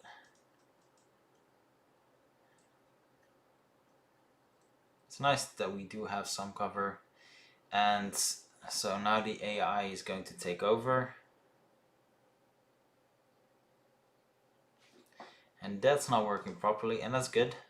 I mean, it's not good, but at least we can check why it's not working properly. So when it comes to our global variable that we set up, y, so he can't see anything. So he can't see the enemies, and is that simply because they're not inside because of the new obstacles? Because that will cause an issue. So let's have a look at our player.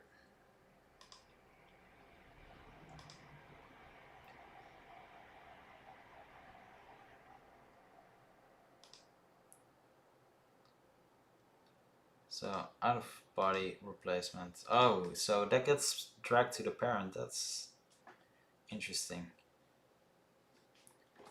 So, okay, so it seems like he just can't see anyone right now, even with his field of view, so it's just being blocked.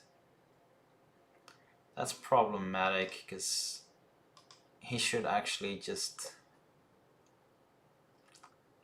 see them all. That's kind of the idea.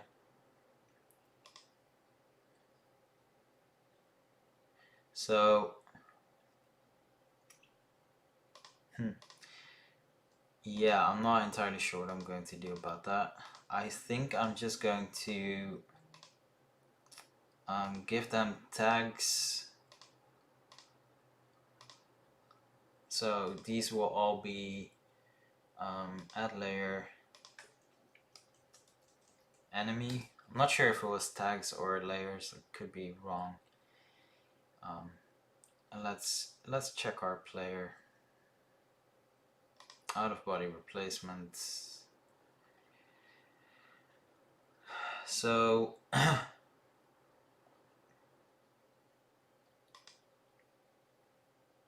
there we go. So let's do nothing and let's only do player. If I'm correct, he should actually see everything else then. Oh, and I do need to layer them enemy, of course. Sorry about that. Let's do that first. So the enemies, so the actual bodies all need to be layered as enemy. Yes, change children, that's fine. So let's have a look and see if this is actually going to alter his perception. So if he just sees through the obstacles, that is the idea actually for this one.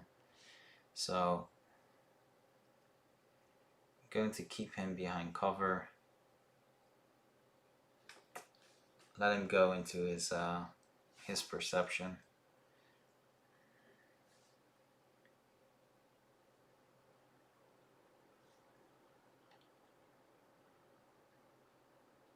And there we go. That solves our issue. Okay, that's really cool. I'm actually quite happy with that.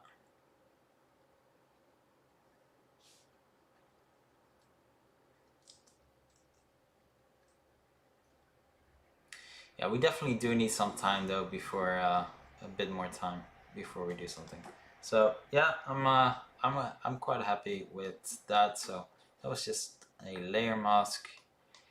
So that's nice. Let's actually generate the slide again. Cool. So that's pretty decent. I'm quite happy with that. So next up would be to give us a bit more time when we return when time is over. It's just way too fast. And I do feel like the out of control state is just too fast as well. So when we lose control, it should just last a bit longer. It's going to change it to 15 seconds. It's just too fast. It's not really much of a... But then when we return,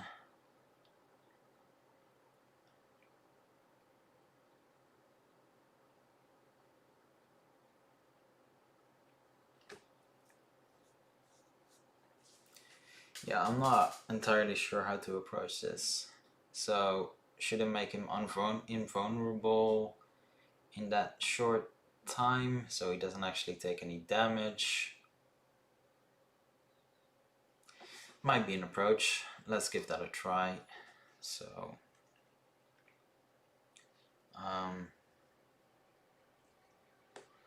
not sure if this is enough. I'll give it a go. I'm not entirely sure.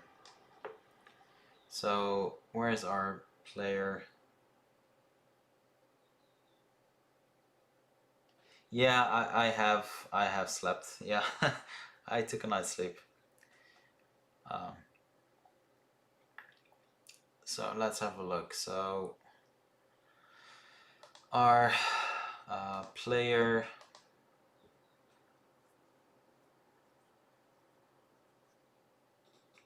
I'll add a link. I'm going to stop streaming in in about 20 minutes and take a break because I do need a break, and then I'll post the links in the description at the end of the stream, so you'll be able to check out all of the assets I'm using. So I'll link them all in the chat and later on in the description as well. So let's actually try to deactivate the out-of-body conditions for, now the player conditions for health. So now I'm confusing things already, but so here we go. So these actions for health should all just not work, so we can cancel them or deactivate them. So let's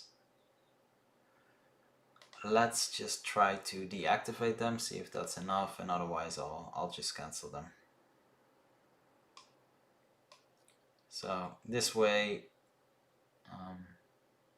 yeah, this way we shouldn't be taking any taking any damage. So let's drag that in at the end. That's fine.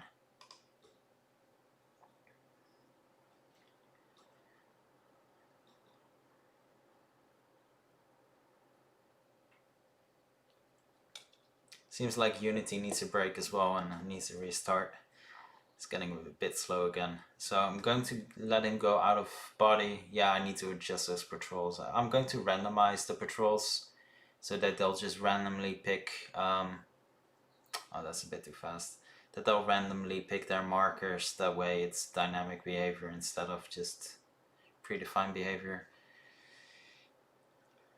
And I'm just going to let time run out. Maybe it has to be a bit faster. Maybe it is a bit too easy right now. But, you know, I'm going to link it to a variable anyway, and that way, you know, changing difficulty settings will actually be fun. So yeah, losing control right now. So the AI takes over. It's quite fun. Still need to nav match everything.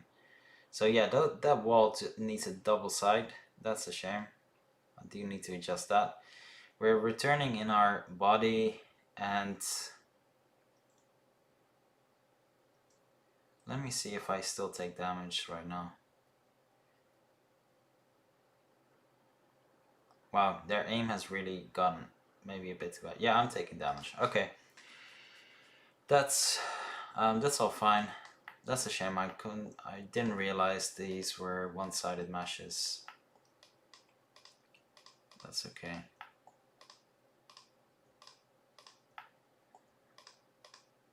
Let's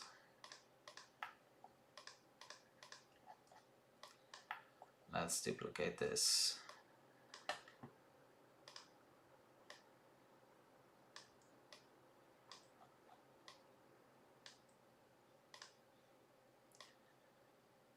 I hope this is going to work. I'm not entirely sure this is going to be enough, but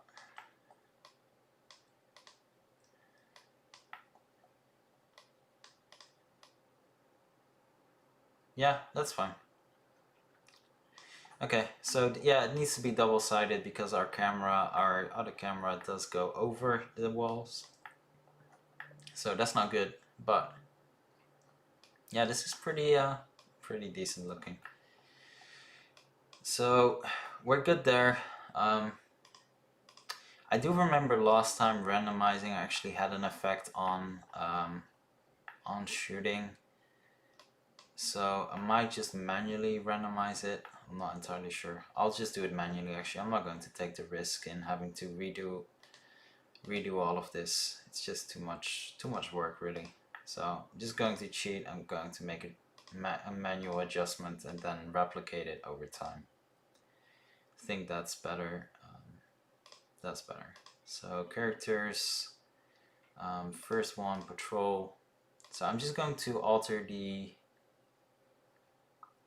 actual actions. Where are we? Patrol, there we go. So let's mix this up.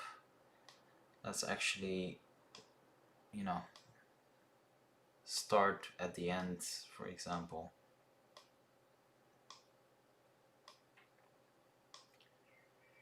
And there we go.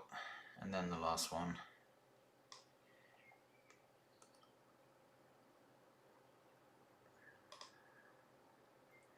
So that's the first one.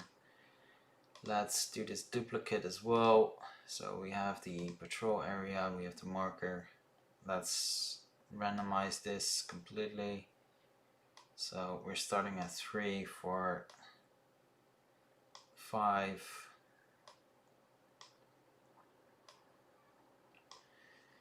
And yeah, once this will be nav meshed and they actually do need to avoid obstacles, it's, you know, it's going to look more dynamic anyway, so that's actually fine. Oh, this one.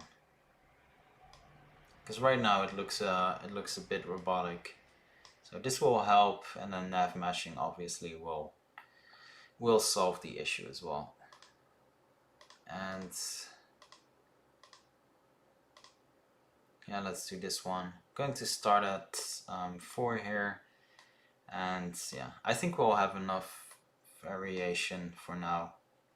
That's going to be fine. In the end, it's supposed to be fast-paced, so I'm going to increase the movement speed as well. For example, it needs to be a lot faster, and it's supposed to be a fast-paced game anyway, so it shouldn't be much of an issue. So yeah, that's going to be fun.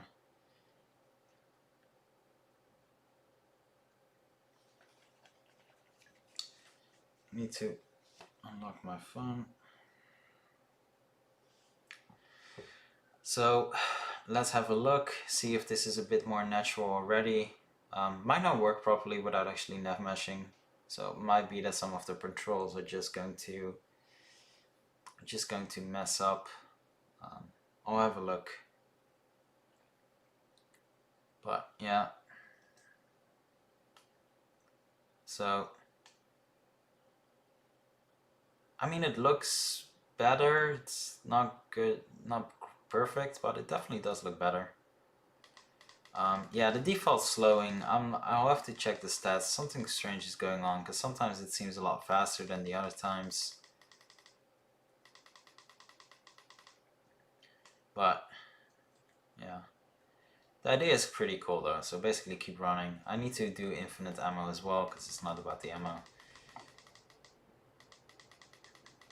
Maybe adjust their controls, and I feel like this should be this is going to be an easy easy difficulty, because yeah, it's pretty easy.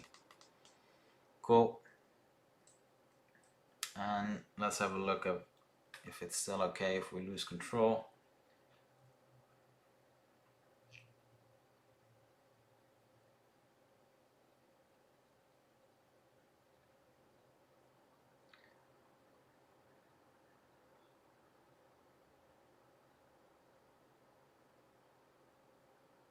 Still looks fine. Obviously he's not doing anything, because there are no enemies anymore, not in sight, because I only created 4 for testing purposes.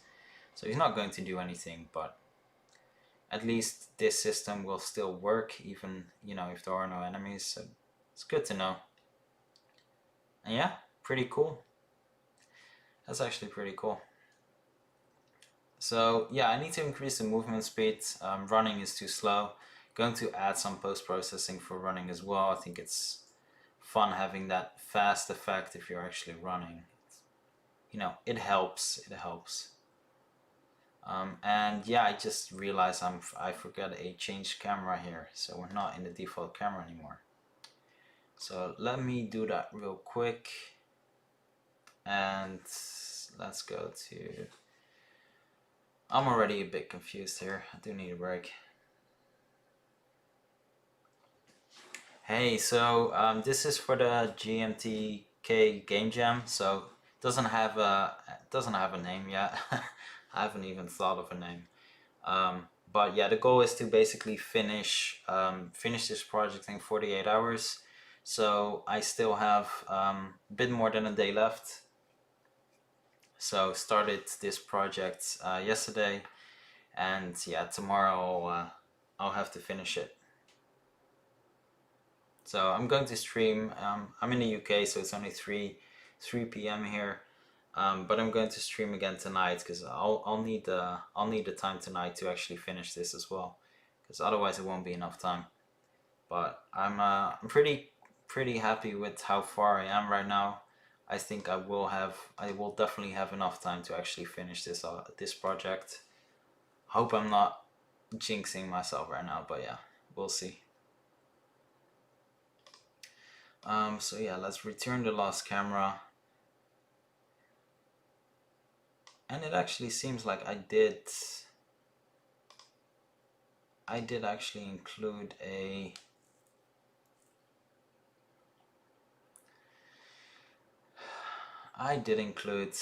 change camera. It's just the wrong one. So no, that's the right one. I'm getting confused there. So time scale back, change to default out of body. So I'm just going to go to default here. Just add one extra transition. That could be fun actually. I'm going to add an extra transition. So let's copy this over. I have to make sure this one it's going to be pretty much the same set of actions, so it needs this as well. So yeah, cool.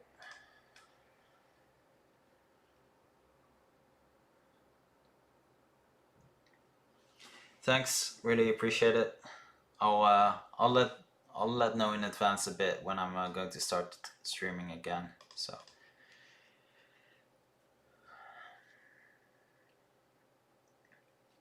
And I'm going to give this one try, and then I think I'll call it quits after that. Before I stop the stream though, I'll post a link to the assets I'm using in case you want to check them out. Some of them are pretty amazing. Well, I say some of them. I mean that's an exaggeration. Obviously, they're all pretty nice. Otherwise, I wouldn't be using them. But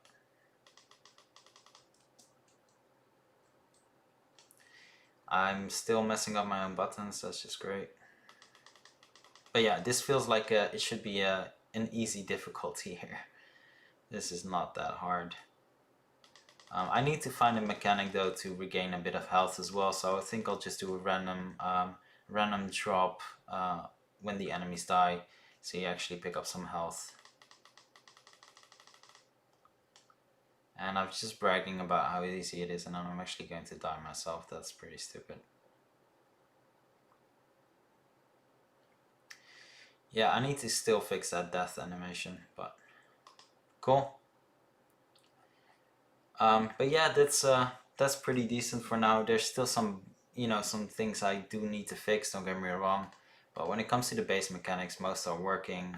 There's definitely some polishing that needs to be done. But yeah, I'm pretty happy with what I've done right now. So what I'm going to do now is I'm going to stop the stream, going to link. Oh, this should have been. Yeah, I'm going to link what I'm using in the chat here, so you can actually have a look. So I think the most most important of all and the most basic of all is going to be is going to be game creator. So that's the default one. So let me copy that over. So there we go, game creator. So I use game creator as a, you know, it's a template tool. It's incredibly useful, and it's going to save you an incredible amount of time instead of regular coding. So yeah, have a look at this. Then obviously game creator has modules, just like a lot of assets these days. They take that approach of modules, and you know, you only pick what you want to use. But that's it. And other than that, you know, it's just basic Cinti assets.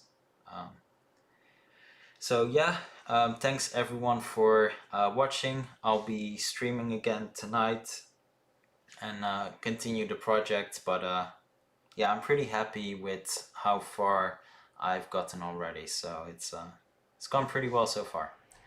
So thanks for watching, everyone.